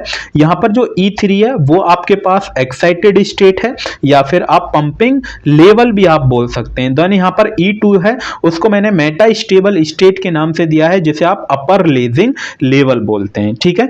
When the medium is exposed the pumping frequency radiation, a large number of atom will be excited state to E3 level। तो यहां पर क्या हो जाएंगे? E3, यहां से भाई बहुत सारे जो आपके पास E1 में जो हैं वो बहुत सारे एटम्स थे, वो कहां पर चले गए? एक्साइटेड स्टेट में। तो एक्साइटेड स्टेट में क्या होगा? ज्यादा एटम हो गए। अब जो ज्यादा एटम है वो कहां पर आ जाएंगे? मेटा स्टेबल में आ जाएंगे। तो दे डू नॉट स्टे, तो वो यहां पर बहुत देर तक तो स्टे नहीं कर सकते। कितनी देर तक कर सकते हैं? 10 की पावर 8 सेकंड तक रुक सकते हैं at the level, but rapidly undergo downward transition to the metastable state. तो वो किस में आ जाते हैं? मेटा स्टेबल स्टेट में आ जाते हैं, मतलब E2 लेवल में आ जाते हैं। थ्रू किसके थ्रू? ट्रांजिशन के थ्रू, ठीक है। कौन से थ्रू? ट्रांजिशन के थ्रू, ठीक है। देन उसके बाद यहां पर the atom are trapped at this level as the spontaneous transition. तो यहां पर क्या होती है? स्पॉन्टेनियस। भाई यहां पर कौन सी ट्रांजिशन होती है? अपने आप ही आ रहे हैं, अपने आप ही आते हैं, तो कौन सी होती है? स्पॉन्टेनियस इमिशन होता है, स्पॉन्टेनियस ट्रांजिशन होती है। कहां से? द लेवल E2 से E1 में। E2 से जो आपके पास E2 है या आपके पास और E1 है, ठीक है, इज फॉरबिडन। तो यहां पर क्या है? गैप है, forbidden. The pumping continuous and after a short time there will be a large accumulation of atom at level E2। और यहां पर आपको क्या मिलता है? E2 जो आपके पास ये जो E2 है, या फिर आप ये बोल दीजिए कि सर आप इस डायग्राम को तो एक्सप्लेन ही नहीं कर रहे हैं, फिर किस लिए बनाया? ये इसी का ही है डायग्राम। यहां पर हमने दोनों फोटॉन्स को रिलीज करते हुए दिखाया गया है, ठीक है। तो यहां पर क्या हो जाते हैं? बहुत सारी मात्रा में क्या हो जाते हैं? एटम हो जाते हैं। उसके बाद रिलीज होना स्टार्ट कर देते हैं, ठीक है। When more than half of the ground level atoms accumulate to at E2 the population inversion condition is achieved between two level E1 और E2। यहां पर जो आपके पास E1 और E2 जो है मेटा स्टेबल स्टेट और ग्राउंड स्टेट के बीच में आपको कौन सी स्टेट मिलती है? कौन सी स्टेट मिलती है? पॉपुलेशन इन्वर्जन आपको मिलता है। जब पॉपुलेशन इन्वर्जन मिलेगा तो यहां से आपको लेजर लाइट मिलती है। तो now a photon can trigger stimulated emission. तो यहाँ पर आपको कौन सी इमिशन मिलता है? Stimulated emission. जहां पर आपको पॉपुलेशन इन्वर्जन मिलता है वहां पर स्टिमुलेटेड इमिशन आपको मिलता ही मिलता है। इतना क्लियर है कि हाँ सर इतना तो क्लियर। उसके बाद यहाँ पर इसका एग्जाम्पल क्या है? एग्जाम्पल इसका 3 लेवल का है, रूबी लेजर। इसका डिसएडवांटेज क्या है? इसका डिसएडवांटेज बेसिकली क्या है? Difficult to produce population inversion because it require very high pumping power. तो यहाँ पर बहुत ज्यादा पावर आपको लगानी पड़ती है, बहुत ज्यादा ताकत लगानी पड़ेगी, तब जाके यहाँ पर आपको पॉपुलेशन इन्वर्जन मिलेगा। तो यहाँ पर इस वजह से ये इसका क्या हो जाता है? डिसएडवांटेज। अब हम पढ़ते हैं इसके बाद 4 लेवल लेजर या 4 लेवल पंपिंग स्कीम। ठीक है, तो ये दूसरा टाइप्स है इसी का। ठीक है, 2 ही आपके सिलेबस में है, 2 ही आपको पढ़नी है। देन यहाँ पर क्या है कि आपको सबसे पहले मैं डायग्राम दिखाता हूं कि सर इसमें अभी तक तो हमने 3 लेजर मतलब 3 लेवल पढ़े थे, अब क्या चौथा लेवल कौन सा आ जाता है? तो चौथा जो लेवल है वो इसको हम बोलते हैं सब मेटा स्टेबल स्टेट बोलते हैं, या आप बोल दीजिए लोअर मेटा स्टेबल, या आप बोल दीजिए इसको अपर मेटा स्टेबल स्टेट। ठीक है, दोनों में से कुछ भी आप बोल सकते हैं। तो यहां पर ये तो ग्राउंड स्टेट हुआ, देन उसके बाद यहां पर ये सब मेटा स्टेबल स्टेट या फिर lower metastable state. Then उसके बाद अगर आप इसको सब बोलते हैं तो इसको मेटा स्टेबल स्टेट बोलेंगे, यदि आप इसको लोअर बोलते हैं तो इसको आप अपर मेटा स्टेबल स्टेट बोलेंगे। देन उसके बाद यहां पर कौन सी होती है? Excited state. तो इसके अंदर 4 स्टेट मतलब 4 लेवल हो गए हैं। ठीक है, तो सबसे पहले यहां से क्या होता है कि एटम रहता है, एटम कहां पर जाएगा? Excited state. एक्साइटेड स्टेट में 10⁻⁻⁸ सेकंड तक रुकेगा। देन उसके बाद वो कहां पर आ जाएगा? अपने आप ही स्पॉन्टेनियस ट्रांजिशन होगा, तो स्पॉन्टेनियस ट्रांजिशन के अकॉर्डिंग मेटा स्टेबल स्टेट में आ जाएगा, वहां पर 10⁻⁻³ रुकेगा। देन यहां पर आपको स्टिमुलेटेड इमिशन रेडिएशन होगा, यहां जहां से आपको लेजर ट्रांजिशन आपको मिलेगी, जहां से लेजर लाइट आपको मिलती हुई दिखाई देगी। देन उसके बाद E2 से E1 के बीच में नॉन रेडियो एक्टिव ट्रांजिशन मतलब स्पॉन्टेनियस इमिशन होगा, अगेन दोबारा से। ठीक है, तो ये आपके पास कौन सी हो जाती है? 4 लेवल लेजर हो जाती है। तो यहां पर मैंने यही है कि जो आपके पास E1 है वो आपके पास ग्राउंड स्टेट है, जो आपके पास E2 है वो आपके पास कौन सा है? लोअर लेजिंग लेवल मतलब लोअर मेटा स्टेबल स्टेट है। देन उसके बाद E3 जो है मेटा स्टेबल स्टेट बोला है, जिसे आप अपर लेजिंग लेवल भी नाम से बोल सकते हैं। और यहां पर जो E4 है एक्साइटेड स्टेट, जिसे आप पंपिंग लेजिंग लेवल बोलते हैं। ठीक है, और यहां से आप देखेंगे तो यहां से क्या हो रहा है? पंपिंग ट्रांजिशन हो रही है। यहां से क्या हो रही है? Pumping transition. पंपिंग ट्रांजिशन का मतलब कि यहां से फोटोन्स आ रहे हैं। देन उसके बाद ट्रांजिशन 1 से 4 के बीच में पंपिंग ट्रांजिशन आपके पास देखेंगे तो 1 से 4 कौन सी ट्रांजिशन? Pumping transition. फिर 4 से ये आपके पास आ जाता है 4 से 3 स्पॉन्टेनियस ट्रांजिशन या फिर नॉन रेडियो एक्टिव ट्रांजिशन या फिर रेडिएशन लेस ट्रांजिशन भी बोलते हैं। देन उसके बाद E3 से E2 आ जाएंगे, E3 मतलब 3 से 2 पर आएंगे, स्पॉन्टेनियस इमिशन होगा। कौन सा होगा? Spontaneous emission. इसमें 2 ही प्रोसेस, यहां पर अगर आप देखेंगे 2 प्रोसेस होती हैं, एक स्पॉन्टेनियस इमिशन होता है, एक स्टिमुलेटेड इमिशन। स्टिमुलेटेड इमिशन में आपको लेजर लाइट मिलती है। उसके बाद 2 से 1 के बीच में फास्ट ट्रांजिशन या मतलब नॉन रेडियो एक्टिव ट्रांजिशन मिलता है। तो यहां पर ये जो मैंने ट्रांजिशन आपको मिलेंगी वो मैंने यहां पर भी लिख रखी हैं और मैंने ट्रांजिशन के फॉर्मेट में यहां पर भी आपको लिख के दे दिए। अब इसके अंदर हम पढ़ते हैं क्या क्या होता है। बेसिकली मैंने आपको वर्किंग बता ही दिया क्या है कि in this laser system pumping transition takes place from E1 से E2। तो पंपिंग ट्रांजिशन होता है कहां पर? E1 से E4 पर। देन उसके बाद E4 से E3। अब ये आपके पास E4 है और ये आपके पास क्या है? E3। तो इसके बीच में कौन सा ट्रांजिशन होगा? Laser transition. ठीक है, स्पॉन्टेनियस ट्रांजिशन। कौन सा है? स्पॉन्टेनियस ट्रांजिशन या फिर नॉन रेडियो एक्टिव ट्रांजिशन। उसके बाद E3 से ये आपके पास E3 और ये आपके पास E2। E3 से E2 के बीच में 2 ट्रांजिशन होते हैं। कौन कौन से? एक तो लेजर ट्रांजिशन होता है जिसे आप क्या बोलते हैं? Spontaneous emission. और देन उसके बाद spontaneous stimulated emission. Spontaneous emission और स्टिमुलेटेड इमिशन 2 ट्रांजिशन होते हैं। देन उसके बाद E2 से E1 के बीच में E2 से E1, E2 से और E1 के बीच में स्पॉन्टेनियस इमिशन ट्रांजिशन होता है, ठीक है। देन उसके बाद जहां पर आपको पॉपुलेशन इन्वर्जन मिलता है वो किस किस के बीच में मिलेगा, E3 और E2 के बीच में। तो E3 कौन सा है, E3 आपके पास ये है और E2 आपके पास ये है, इन दोनों के बीच में आपको पॉपुलेशन इन्वर्जन मिलेगा। जब पॉपुलेशन इन्वर्जन मिलेगा तो यहां से आपको लेजर लाइट मिलेगी, ठीक है। ओके, तो यही आपके पास था 4 लेवल ट्रांजिशन। तो इसका एग्जाम्पल क्या है, इसका एग्जाम्पल है helium neon laser, very very important example है। अब हम पढ़ते हैं वेरी वेरी जिसका मुझे था इंतजार, और वो घड़ी आ चुकी है, ठीक है। जब घड़ी आ चुकी है तो इसके ऊपर एक शायरी और सुना दीजिए सर। सर शायरी क्या ही सुनाऊं सर, याद तो आ नहीं रही है मुझे, बट फिर भी यदि आप बोलेंगे तो एक सुना ही देंगे। क्या है कि अर्ज किया है, क्या तेरे को क्या मांगता, अपना एम नहीं भूलना है, तेरे को क्या मांगता सर, मेरे को अच्छे मार्क्स मांगता। किस में मांगता, फिजिक्स में मांगता, रॉकी भाई, ठीक है। तो अर्ज किया है, कैसी सुनाऊं, मोहब्बत सच्ची थी पर नसीब नहीं था, मोहब्बत सच्ची थी पर नसीब नहीं था, जिसे अपना समझा वो ही किसी और का था, जिसे अपना समझा वो ही किसी और का था।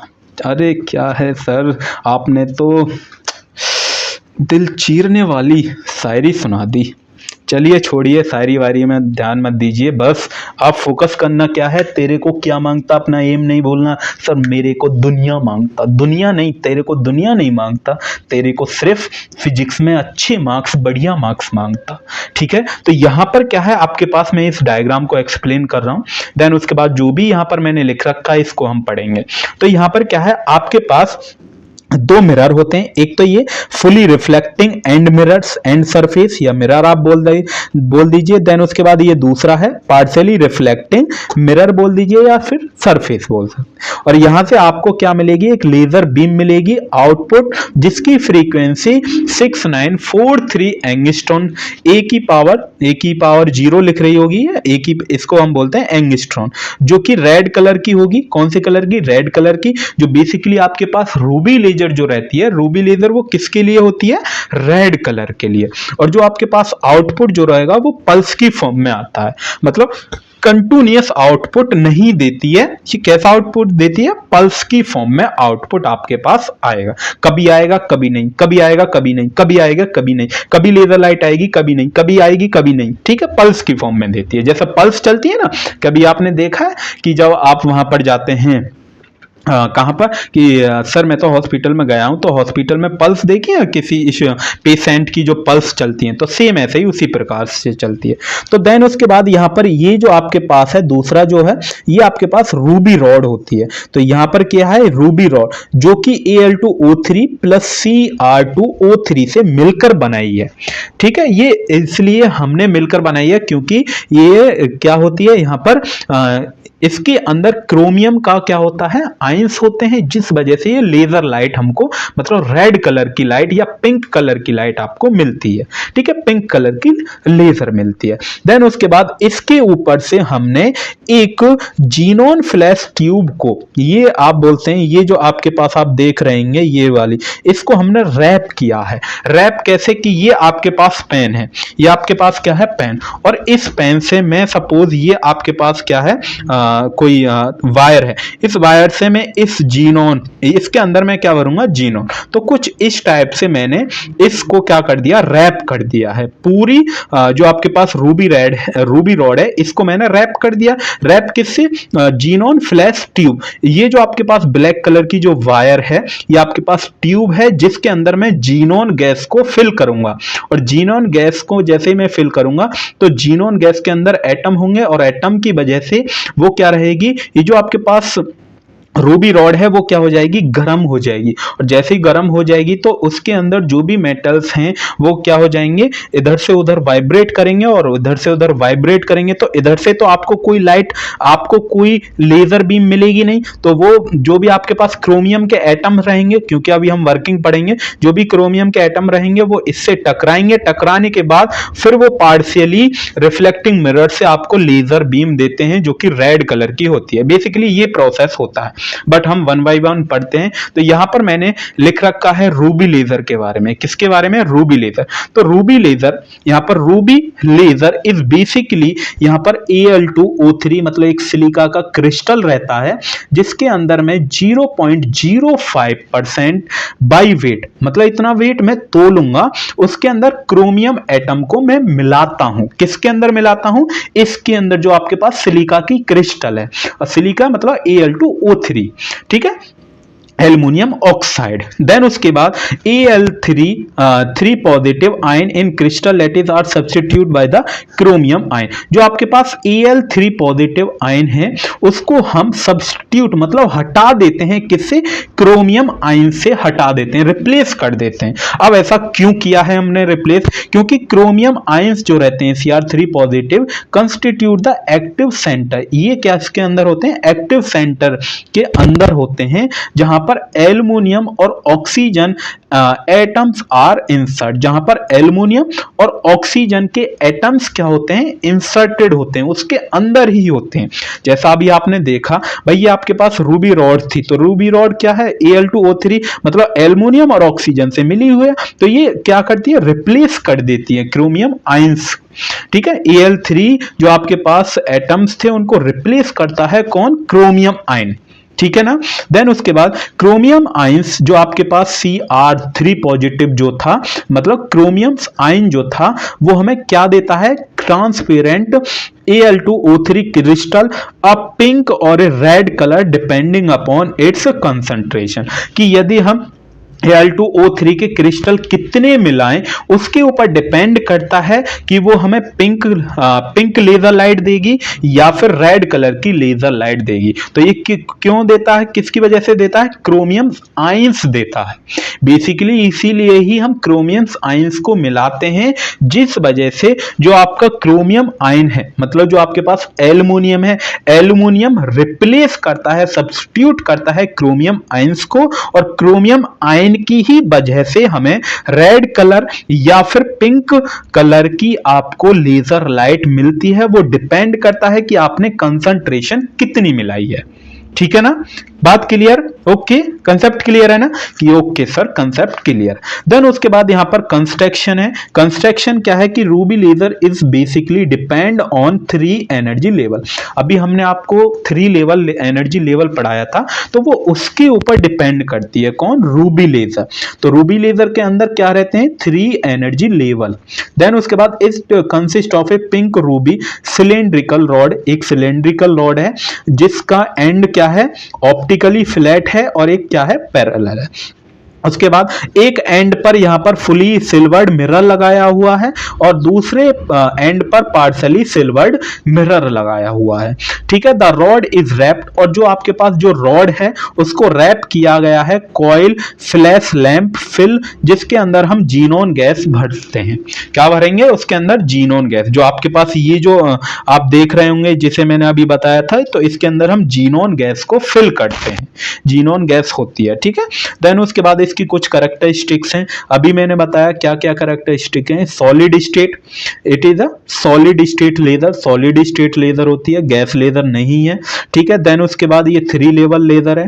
देन उसके बाद पॉपुलेशन इन्वर्जन जो आपको मिलेगा वो ऑप्टिकल पंपिंग। जब हमने आपको बताया था कि ये कुछ पंपिंग है, तो वहां पर ऑप्टिकल पंपिंग आया था, जिसके अंदर आपको हमने बोला था कि आपको रूबी लेजर में पढ़ना है। तो रूबी लेजर, और इसका जो आउटपुट है वो पल्स की फॉर्म में देता है, कंटिन्यूअस की फॉर्म में नहीं है। और यहां पर इसको एक्सटर्नल कूलिंग की रिक्वायर्ड पड़ती है। जैसे ये गर्म होती है, इसको गर्म करने के लिए, मतलब जैसे गर्म होगी तो इसको ठंडा करने के लिए हमें कूलिंग की जरूरत पड़ती है। तो ये इसका क्या है? एक ड्रॉबैक भी आप बोल सकते हैं, डिसएडवांटेज भी बोल सकते हैं, कि जैसे ये गर्म हो जाती है तो गर्म होने के बाद इसको ठंडा करने की जरूरत पड़ती है। ठीक है, देन उसके बाद हम चलते हैं नेक्स्ट टॉपिक की तरफ, जो कि इसकी वर्किंग है। तो वर्किंग यहां पर लिखी हुई है, क्या है वर्किंग अभी हम पढ़ते हैं। सबसे पहले यहाँ पर इसकी ये अगर आपने समझ लिया तो उसके बाद वर्किंग में लिखने में कोई भी प्रॉब्लम नहीं होगी, गारंटी है। ठीक है, तो सबसे पहले हम इसका एनर्जी लेवल डायग्राम है रूबी लेजर का, तो ये आपको डायग्राम बना के आना है अपने एग्जाम में। तो बेसिकली क्या होता है कि आपके पास ग्राउंड स्टेट होता है और मेटा स्टेबल स्टेट होता है, और एक कौन सा होता है एक्साइटेड स्टेट, जिसका मीन टाइम वैल्यू 10 की पावर 8 सेकेंड है और इसका 10 की पावर -3 सेकेंड है। बेसिकली जो आपने 3 लेजर में पढ़ा था, 3 लेवल मैकेनिज्म में या जो आपके पास पंपिंग्स थी उसमें जो भी आपने पढ़ा था वही होता है कि यहाँ पर ऑप्टिकल पंपिंग से कोई फोटॉन्स आता है, फ्रीक्वेंसी आती है या फोटॉन्स आता है जिसकी फ्रीक्वेंसी इतनी रहती है 5500 एंगस्ट्रॉन रहती है। वो यहाँ पर किसी एक एटम से टकराता है और टकराने के बाद वो एक्साइटेड स्टेट में चला जाता है। जैसे ही वो एक्साइटेड स्टेट में चला जाता है देन उसके बाद यहाँ पर 10 की पावर 8 सेकेंड रुकता है और अपने आप ही स्पॉन्टेनियस ही वो रेडिएशन लेस ट्रांजिशन, मतलब किस किस के बीच में E3 और E2 के बीच में रेडिएशन लेस ट्रांजिशन होता है। और उसके बाद जो एटम्स यहां पर है, जो एक्साइटेड स्टेट में था, वो कहां पर आ जाता है मेटा स्टेबल स्टेट में आ जाता है। जब मेटा स्टेबल स्टेट में आता है तो यहां से जो मतलब फ्रीक्वेंसी थी भाई, कुछ ना कुछ एटम, यहाँ पर एटम्स था और यहाँ पर इस जो आपके पास फोटॉन्स था तो उसकी भी कुछ फ्रीक्वेंसी थी। ठीक है, तो दोनों की फ्रीक्वेंसी को कंबाइन होके वो एक्साइटेड स्टेट में गया। एक्साइटेड स्टेट के बाद वो मेटा स्टेबल स्टेट में आया। मेटा स्टेबल स्टेट के बाद वो कहां पर आएगा ग्राउंड स्टेट में। जो ग्राउंड स्टेट में वो कितने, ग्राउंड स्टेट से ही पहले वो 6943 एंगस्ट्रॉन की एनर्जी को रिलीज करता है। एनर्जी को क्या करता है, रिलीज करता है। ठीक है, तो यहां से इस एनर्जी को रिलीज करेगा क्योंकि भाई एटम की एनर्जी और जो फोटॉन्स की एनर्जी, इन दोनों को कंबाइन करके इतनी एनर्जी बनी हुई है। देन उसके बाद यहां से 2 फोटॉन्स और रिलीज होंगे क्योंकि एक फोटॉन्स आया तो 2 फोटॉन को रिलीज करेगा, 2 आए तो 4 को करेगा, 4 आए तो 8 को करेगा। ठीक है, ये आप पहले ही पढ़ चुके हैं। और यहां से इतनी फोटॉन्स की, इतनी वेवलेंथ की आपको इतनी वेवलेंथ के फोटॉन्स या इतनी वेवलेंथ की एनर्जी आपको मिलेगी, तो वहां से आपको क्या मिलेगी, एक लेजर ट्रांजिशन, मतलब लेजर लाइट आपको यहां से मिलती है। क्लियर है ना, इतना क्लियर कंसेप्ट? ओके, समझ में आया ना कि हाँ सर इतना तो समझ में आ गया है। अब यहाँ पर जो लिखा है वही हम पढ़ते हैं। इस पूरी ही प्रोसेस को, इस पूरे ही मैकेनिज्म को हम पूरी ही वर्किंग बोलते हैं। तो यहाँ पर आपको पॉपुलेशन इन्वर्जन मिलता है। जब पॉपुलेशन इन्वर्जन आपको मिलेगा तो यहाँ पर आपको लेजर लाइट मिलती है। लेजर लाइट किस किस के बीच में मिलेगी, E2 और E1 के बीच में आपको मिलेगी, मतलब मेटा स्टेबल स्टेट और ग्राउंड स्टेट के बीच में आपको मिलती है। क्लियर है ना, इतना कंसेप्ट? ओके, देन उसके बाद नेक्स्ट हम यहां पर क्या क्या लिखा है वर्किंग के अंदर वही हम पढ़ते हैं। तो यहां पर पहला पॉइंट है कि when A flash of light, जब हम कोई फ्लैश लाइट क्या करवाते हैं, फॉल करवाते हैं रूबी रॉड पर, देन यहां पर आपके पास इतने एंगस्ट्रॉन के रेडिएशन, मतलब कोई फोटॉन्स जाएगा, उस फोटोन को क्रोमियम आयंस जो रहता है वो एब्जॉर्ब करता है। तो यहां पर जो आपके पास ग्राउंड स्टेट था, यहां पर ग्राउंड स्टेट में जो एटम्स था, जो एटम क्या था आपके पास, chromium ion Cr3 positive. Cr3 positive जो यहां पर ये जो एटम्स था इतनी फ्रीक्वेंसी या इतनी वेवलेंथ का था, वो इस क्रोमियम आयंस के साथ क्या होता है, कंबाइन होता है, कोलाइड होता है। देन उसके बाद वो कहां पर चला जाता है, एक्साइटेड स्टेट में।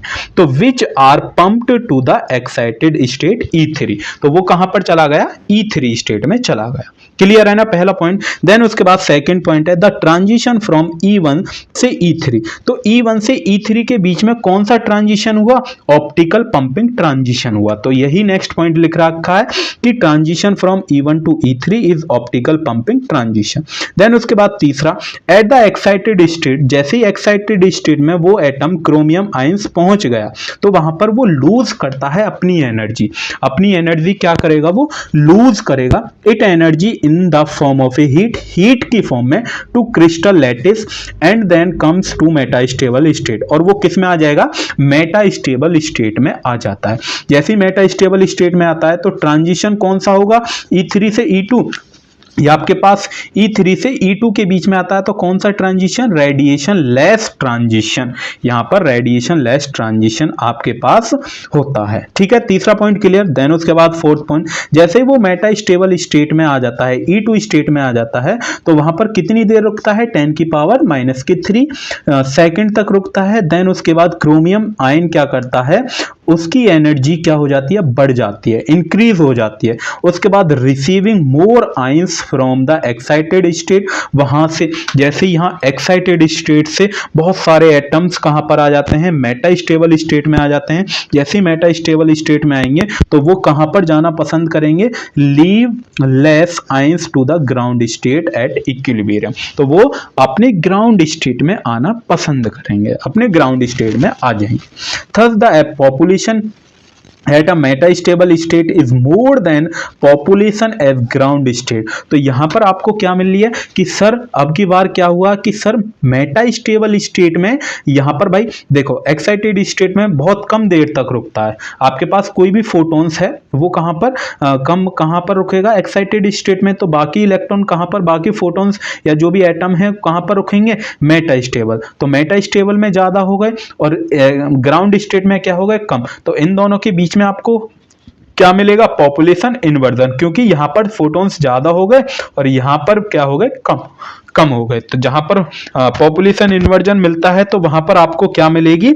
एक population inversion is achieved between metastable state और ground state through the optical pumping. तो किसके थ्रू? ऑप्टिकल पंपिंग के थ्रू।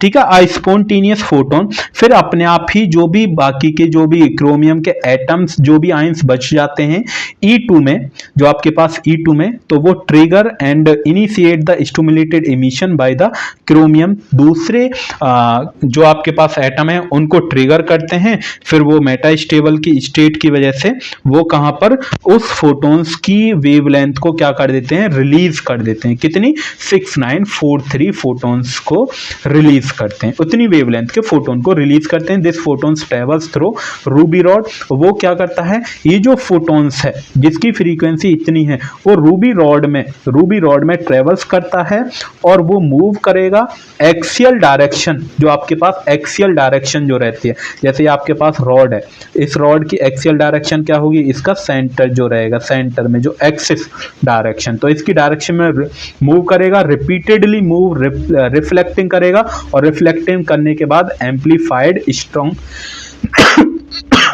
आपके पास रिजल्ट मिल जाएगा। ठीक है ना। तो लेजर बीम ऑफ वेवलेंथ कितनी मिलेगी आपको? Laser beam 6943 angstrom. तो दिस स्टिमुलेटेड इमिशन जो आपके पास 4 जो है वो आपके पास लेजर ट्रांजिशन देगा। अब 4 क्या है यहाँ पर? यदि आप देखेंगे मैंने लिख रखा 1, यहाँ पर 2 है, 3 है, ये 4 है। तो ये जो आपके पास 4 जो वाला ट्रांजिशन है ये आपके पास क्या देता है? लेजर ट्रांजिशन आपको, लेजर बीम आपको देता है। क्लियर है ना? इतना कंसेप्ट क्लियर? ओके सर, इतना तो क्लियर है। इसकी ड्रॉबैक क्या है? यहां पर है क्या है कि ये जो रूबी लेजर जो रहती है वो कंटिन्यूअस की फॉर्म में हमें आउटपुट नहीं देती है।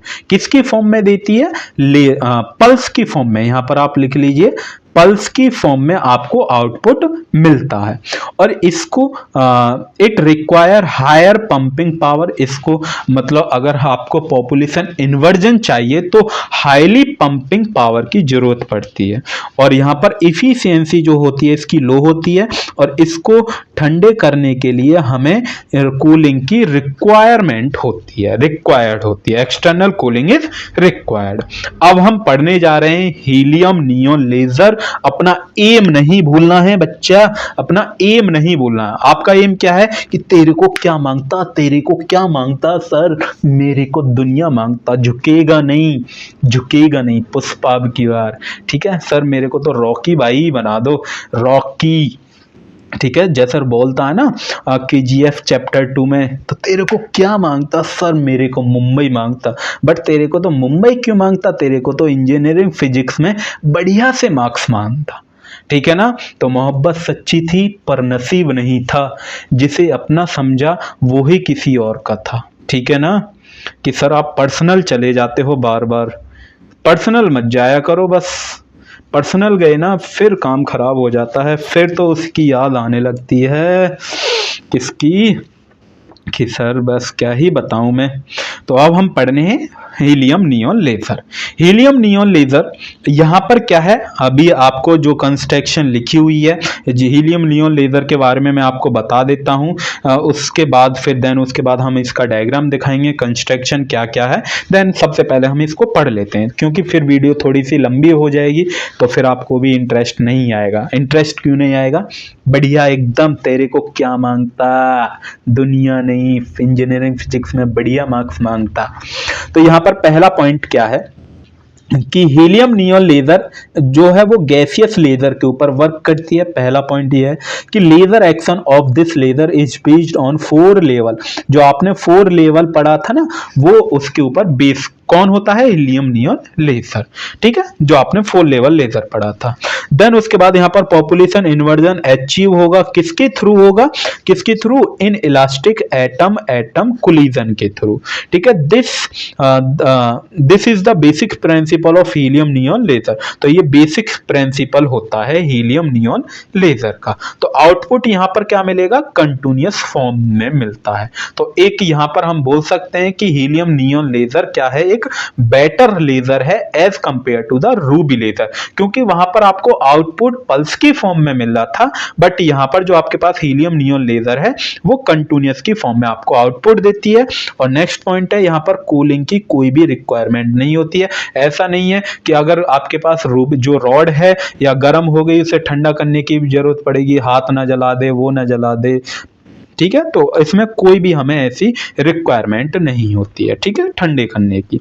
उसके बाद इसकी कंस्ट्रक्शन पढ़ते हैं। कंस्ट्रक्शन में पहला पॉइंट लिखा है क्या है कि it consist of a long discharge tube. यहाँ पर एक लॉन्ग बड़ी सी डिस्चार्ज ट्यूब रहती है जिसकी लेंथ अबाउट 50 सेंटीमीटर। अलग अलग बुक में आपको अलग अलग लेंथ मिलेगी, तो वो आप अपने अकॉर्डिंग देख सकते हैं, बट मैंने यहाँ पर 50 ली है। देन उसके बाद यहाँ पर डायमीटर आपको 1 सेंटीमीटर मिलेगा।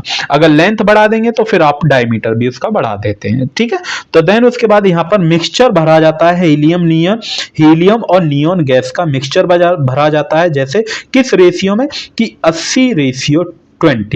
80 मतलब 80:20। 80 रेशियो मतलब यहां पर क्या है कि जो आपके पास 80 जो एटम्स रहेंगे वो हीलियम के रहते हैं, और 20 जो एटम्स रहेंगे वो किसके रहेंगे? नियॉन के रहेंगे। या फिर आप किसी बुक में देखेंगे तो 7:1। तो यहां पर जो 7 लिखा है वो किसके हैं? एटम हीलियम के हैं, और यहां पर जो 1 है वो आपके पास नियॉन के हैं। ऐसा क्यों? अगर आपको ध्यान हो तो अगर आपको हीलियम, जो आपके पास हीलियम है, हीलियम का एटॉमिक नंबर क्या होता है सर? 2 होता है। तो अप्रोक्स 2 है, मतलब 2 ही है। देन उसके बाद नियॉन का कितना होता है? नियॉन का क्या होता है? 9 होता है। नियॉन का क्या होता है? 9। तो इसको हम अप्रोक्स इक्वल मान लेते हैं। क्या मानते हैं? इक्वल मानते हैं कि 9 और 7 है, ये थोड़े से अप्रोक्स इक्वल चल जाते हैं। ठीक है, तो इस वजह से इस अमाउंट में आपको गैस का मिक्सचर भरना होता है उस हीलियम नियॉन लेजर की ट्यूब के अंदर, डिस्चार्ज ट्यूब के अंदर। ठीक है, देन उसके बाद नेक्स्ट पॉइंट है helium is the pumping medium. यहां पर जो आपके पास हीलियम जो है वो पंपिंग मीडियम है, और नियॉन जो है वो आपके पास लेजिंग मीडियम है। देन उसके बाद electrodes are provide to produce a discharge in the gas and they connect to a higher voltage power. यहाँ पर इसमें हम क्या करते हैं, अपनी जो आपके पास डिस्चार्ज ट्यूब है, जो हमने गैस फिल जो भरी है, उसको हम हायर वोल्टेज से कनेक्ट करते हैं, सप्लाई वोल्टेज से कनेक्ट करते हैं। On the axis of the tube the two, इसमें 2 रिफ्लेक्टिंग मिरर होते हैं। पहला कौन सा है? फुली रिफ्लेक्टिंग सिल्वर्ड मिरर है। देन उसके बाद M2 पार्शियली सिल्वर्ड मिरर है जो कि फिक्स रहता है। ठीक है, यहां पर क्या है? फिक्स है। The distance between the mirror is to adjust such that it's equal m lambda by 2। तो इसको हम एडजस्ट कर सकते हैं, जो आपके पास मिरर है उनको हम एडजस्ट कर सकते हैं। क्यों? क्योंकि उनकी जो डिस्टेंस है वो इतनी होनी चाहिए m lambda by 2, half lambda by 2 होनी चाहिए। तो वो जो आपके पास मिरर होते हैं उनको हम इधर से उधर भी एडजस्ट कर सकते हैं अपने अकॉर्डिंग। ठीक है, तो यहाँ पर इसका ये डायग्राम है, प्यारा सा डायग्राम मैंने बनाया हुआ है। तो यहाँ पर आप देखेंगे हीलियम प्लस नियॉन गैस दोनों मैंने फिल कर दिए हैं और ये आपके पास दो मिरर हैं और दोनों मिरर को मैंने यहाँ पर बैटरी से पावर सप्लाई से कनेक्ट कर दिया है। अगर आपको ध्यान हो तो ये ब्लू कलर है, यहाँ पर ब्लू कलर जो है वो बेसिकली क्या है, आपके पास हीलियम है और यहाँ पर जो नियॉन है ये जो अगर आप देखेंगे तो ये ब्लैक कलर है और ब्लैक कलर के जो एटम्स यहाँ पर आपको दिखाई दे रहे होंगे ये आपके पास नियॉन है। तो यहाँ पर क्या है कि हीलियम ज्यादा मात्रा में है और नियॉन क्या है, कम मात्रा में। ठीक है ना, तो अब इसकी वर्किंग देखते हैं। वर्किंग बेसिकली क्या है, वर्किंग देखिए तो 4 स्टेबल है, मतलब 4 लेवल हैं इसके अंदर। तो 4 लेवल, तो यहां पर ये जो अगर आप ध्यान से देखेंगे तो ये हीलियम के लिए बनाया हुआ है। ये किसके लिए, हीलियम के लिए। और ये जो अगर आप ध्यान से देखेंगे इस साइड क्या है, ये आपके पास नियॉन एटम्स के लिए है। किसके लिए, नियॉन एटम। तो ये आपके पास ग्राउंड स्टेट होता है और ये आपके पास हीलियम स्टेट, हीलियम एटम रहता है। अब इसके बीच में ग्राउंड स्टेट के बीच में और हीलियम एटम के ऊपर मैंने लिख रखा मेटा स्टेबल स्टेट। तो मेटा स्टेबल, ये जो आपके पास हीलियम जो रहता है वो थोड़ा सा कम रहता है। मतलब आप अगर आप ध्यान से देखेंगे तो दोनों मैंने इक्वल बनाए, बट अगर आप एग्जाम टाइम में बनाएंगे तो हीलियम एटम्स के ये जो मेटा स्टेबल स्टेट है इसे थोड़ा सा इसके कंपैरिजन में नीचे को बनाएंगे। ठीक है ना, ठीक है। अभी बताएंगे इसका क्या रीजन है। जैसे यहां से हीलियम एटम अपने ग्राउंड स्टेट से मेटा स्टेबल स्टेट में जाता है और जिसकी एनर्जी ये होती है 20.16 इलेक्ट्रॉन वोल्ट होती है। देन उसके बाद ये क्या करता है, यहां से कोलाइड करके जो एटम्स है वो यहां पर पहुंच जाता है नियॉन एटम्स के पास, नियॉन एटम्स के पास। अब नियॉन एटम के पास भी अप्रॉक्स एनर्जी कितनी होती है, 20.66 इलेक्ट्रॉन वोल्ट रहती है। तो मतलब थोड़ी सी बड़ी, मतलब थोड़ी सी ज्यादा है यहाँ पर।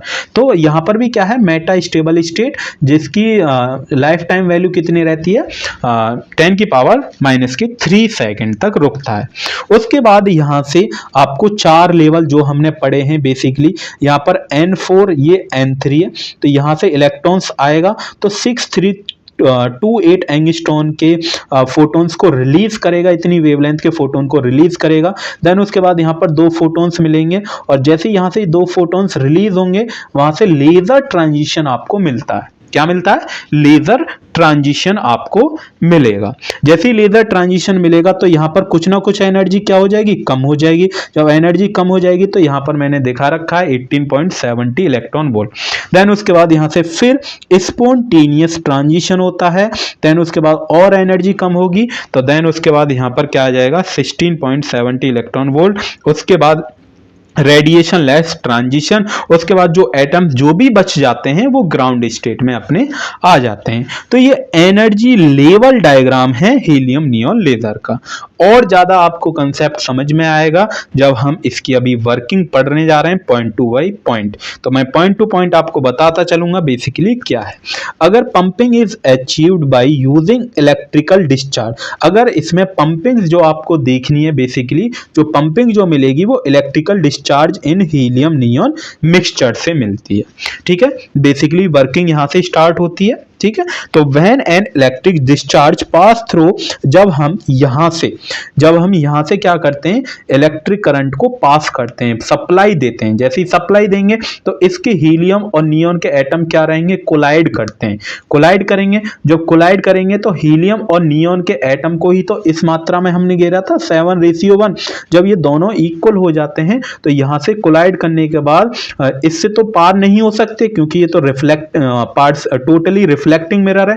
यहां से जो भी एटम इससे टकराएगा वो वापस इसकी फॉर्म में जाएगा और यहां से आपको क्या मिलेगी, लेजर लाइट आपको यहां से मिलती है। ठीक है, लेजर लाइट आपको यहां से मिलेगी। तो कुछ इस टाइप से यहां पर प्रोसेस होता है। When an electric discharge pass through the gas, the electron in discharge tube collides with helium neon atom. तो वो collide करेंगे helium neon atom and the pump them to the metastable state of energy। जो आपके पास जो helium है, helium की जो energy है वो इतनी है एटम्स की, वो किस में चले जाएगा, मेटा स्टेबल स्टेट में चले जाएगा। और जो आपके पास नियॉन की जो एनर्जी है वो आपके पास कितनी है, 20.66 इलेक्ट्रॉन वोल्ट, वो भी क्या है, मेटा स्टेबल स्टेट में।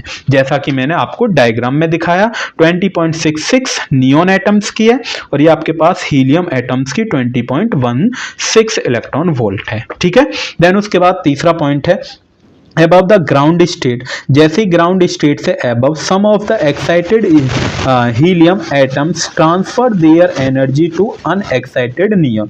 जैसे यहाँ से क्या करेगा, जो आपके पास हीलियम जो एटम्स हैं वो यहाँ से क्या हो जाएंगे, जंप्ड हो जाएंगे, कोलिजन होगा, यहाँ पर कोई भी नियॉन एटम होगा जो अनएक्टिव होगा, मतलब एक्टिव नहीं होगा। तो जैसे ही हीलियम एटम उसके पास चिपक के चला जाएगा तो उसको क्या कर दे, वो एक्टिव कर देगा। जब वो उसको एक्टिव करेगा तो वो दूसरा वाला जो है, जो फिर दूसरे वाले को एक्टिव करेगा, फिर तीसरे वाले को, तो ऐसी क्या रहेगी, फिर वो एक्टिव सभी जितनी भी अनएक्टिव जो एटम्स थे उन सभी को क्या कर देगा, एक्टिव कर देता है। जैसे ही एक्टिव कर देगा देन उसके बाद atoms bye collision lighter helium atoms help in achieving a population inversion in heavier neon atom. तो वहां पर आपको क्या मिलेगा, पॉपुलेशन इन्वर्जन मिलेगा हैवियर नियॉन एटम के बीच में। ठीक है, when an excited neon atoms drop down spontaneously, तब क्या होगा कि जो आपके पास नियॉन जो एटम्स हैं वो ड्रॉप डाउन स्पॉन्टेनियसली अपने आप ही मेटा स्टेबल स्टेट से नीचे आना स्टार्ट हो जाएंगे लोअर एनर्जी स्टेट में, जिसकी एनर्जी ये है।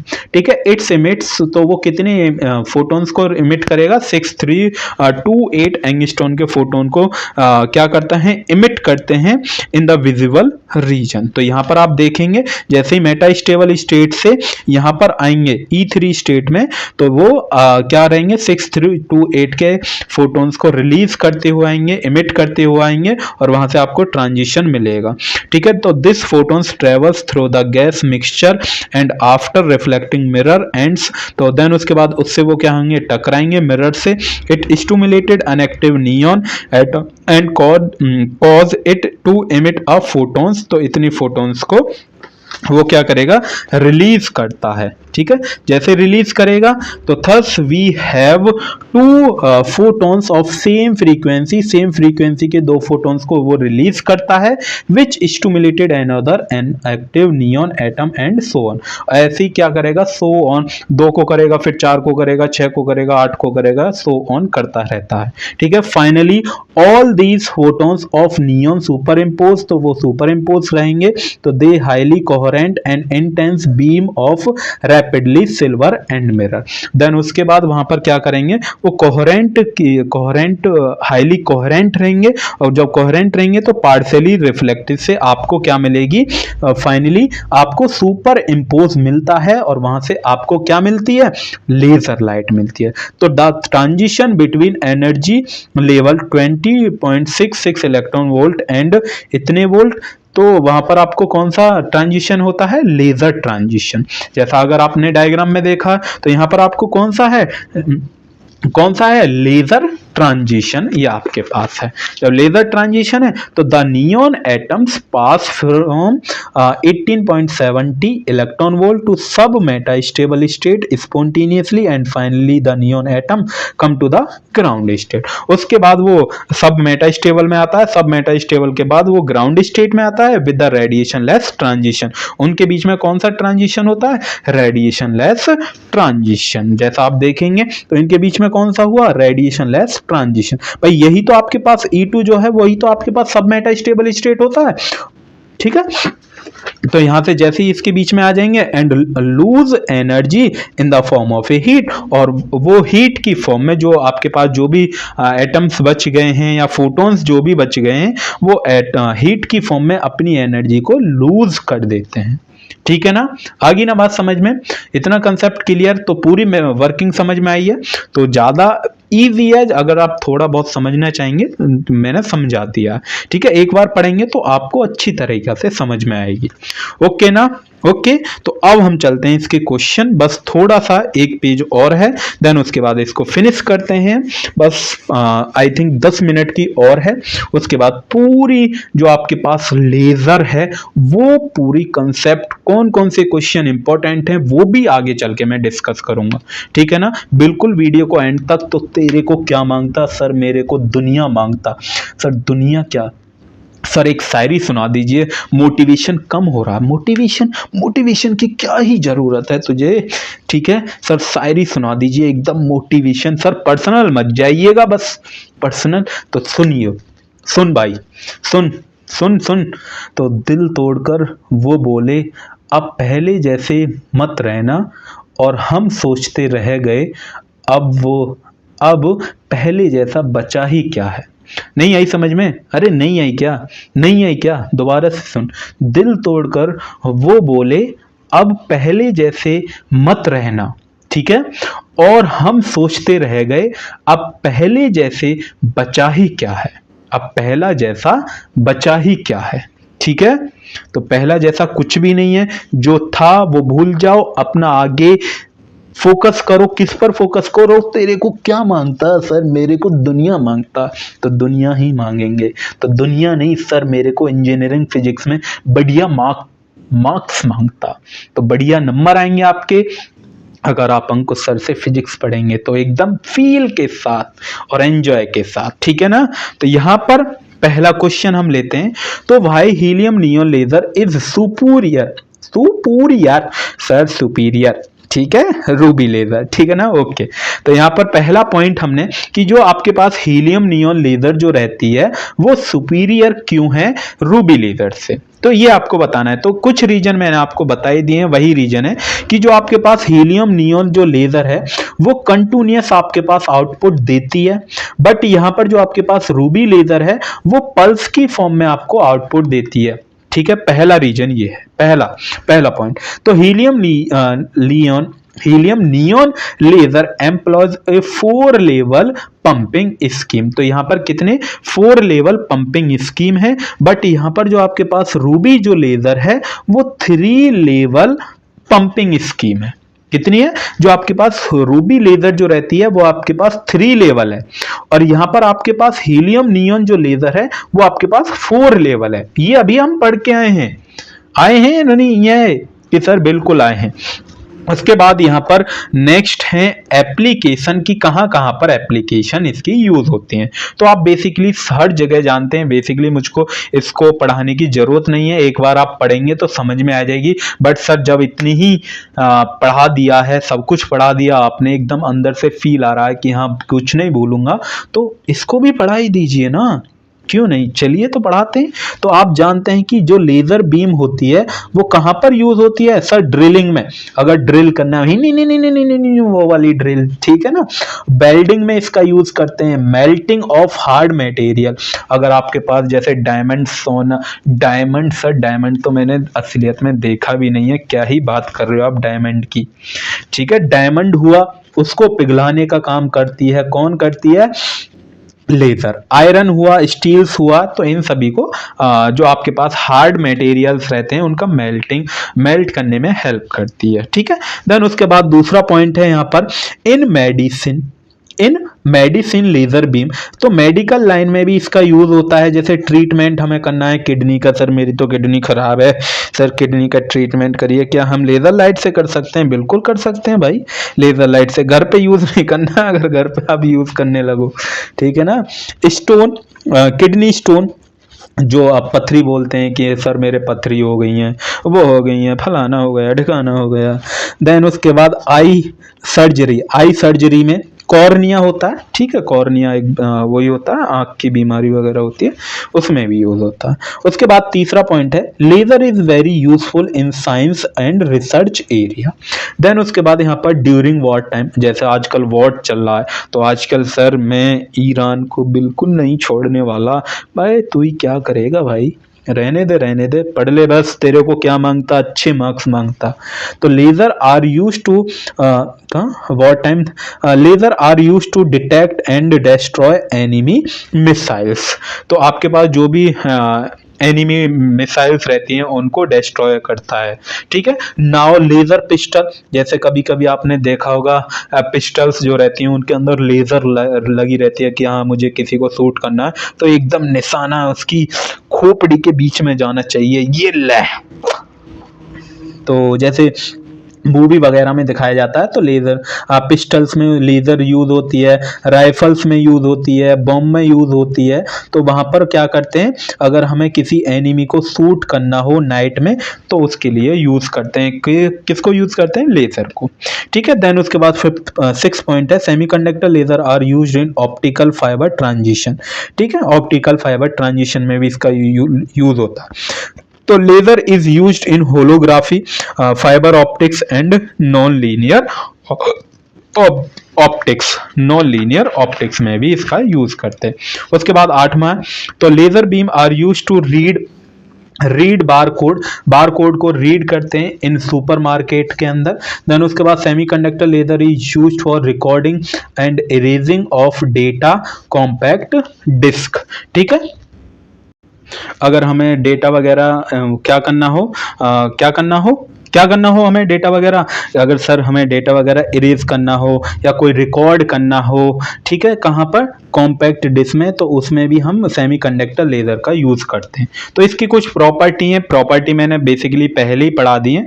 प्रॉपर्टी कौन कौन सी हैं, हाईली मोनोक्रोमेटिक है बीम।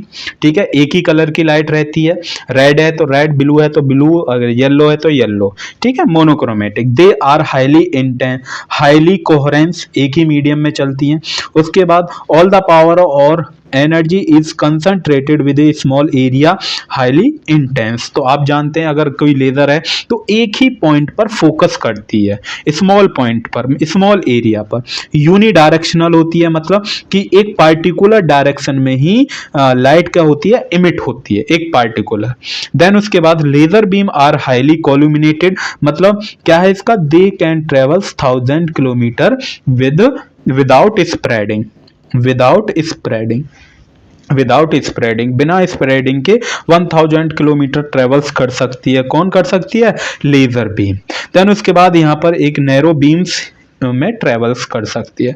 उसके बाद यहाँ पर एक न्यूमेरिकल्स है, इस न्यूमेरिकल्स को देखते हैं कि यहाँ पर explain the construction and working of ruby laser. तो ये तो हम पढ़े हैं कंस्ट्रक्शन और वर्किंग रूबी लेजर की, बट यहाँ पर in a ruby laser total number of chromium ions, यहाँ पर total number of chromium ions दे रखे हैं, मतलब n बराबर आपको दे रखी है 2.8 × 10⁻19।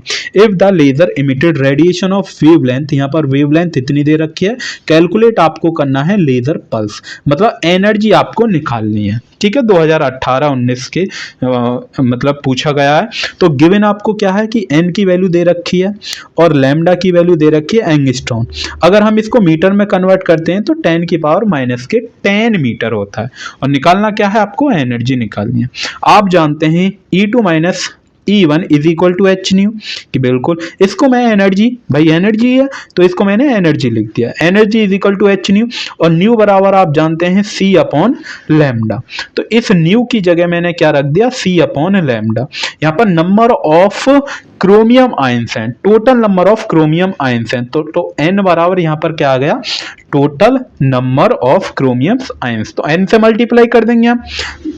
उसके बाद एनर्जी, तो यहाँ पर जितनी भी वैल्यू आपको दे रखी है, जो सभी वैल्यू हैं, उसके बाद वैल्यू को हमने यहाँ पर पुट किया, और पुट करने के बाद ये हमने कैलकुलेशन की, तो ये आपके पास कितना आया, एनर्जी 7.956 जूल।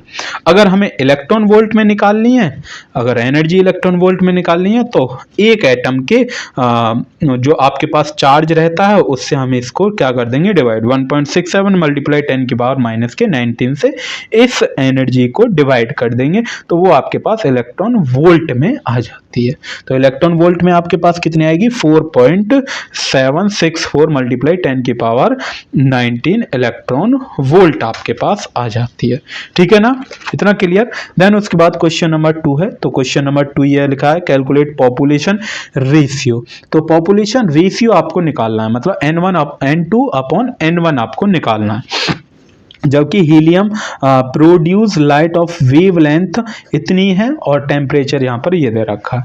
तो वेवलेंथ मैंने लिख रखी, ये लिख रखी 6000 एंगस्ट्रॉन, बट इसको हमने किस में, मीटर में। तो सर आपने 10 की पावर माइनस के 10 क्यों नहीं लिखा भाई, 3 पावर ये भी तो 3 कट गई पॉजिटिव, पॉजिटिव से नेगेटिव, तो 10 की पावर माइनस के 7, और टेम्परेचर यहाँ पर 27 डिग्री सेल्सियस है, तो ये केल्विन में हमने कन्वर्ट कर लिया, 273 ऐड कर देते हैं, ये आपको पता ही होगी। तो एनर्जी, सबसे पहले एनर्जी निकालेंगे, तो एनर्जी का अभी तो फॉर्मूला हम पढ़ के आए, इसको हमने निकाल लिया जूल में, अगर इलेक्ट्रॉन वोल्ट में निकालते हैं तो ये आता है। उसके बाद population inversion, N2 upon N1 is equal to e की power E2 minus E1, E2 power E2 minus E1। अब E2 माइनस E1 को ही हम क्या बोलते हैं, एच न्यू, क्या बोलते हैं, एच न्यू। भाई एच न्यू है, E2 माइनस E1 ही तो निकाला है, कितना निकाला, 2.07। तो E2 माइनस E1 की वैल्यू हमने रख दी 2.07। उसके बाद के की भी वैल्यू दे रखी है, टेम्परेचर ये रहा, और उसके बाद बोल्ट्जमैन कांस्टेंट है, ये आपके पास ये रहा 8.6 10 की पावर माइनस के 5, और टेम्परेचर की वैल्यू ये रही। जैसे आप इसको सॉल्व करेंगे तो ई की पावर माइनस के 80 आपके पास आएगा। क्लियर है ना, ओके, इतना क्लियर कि हाँ सर इतना क्लियर है। उसके बाद यहाँ पर एक डीपीपी है, ये डीपीपी में कुछ इंपॉर्टेंट क्वेश्चन है जो कि आप देखेंगे तो वेरी वेरी इंपॉर्टेंट है।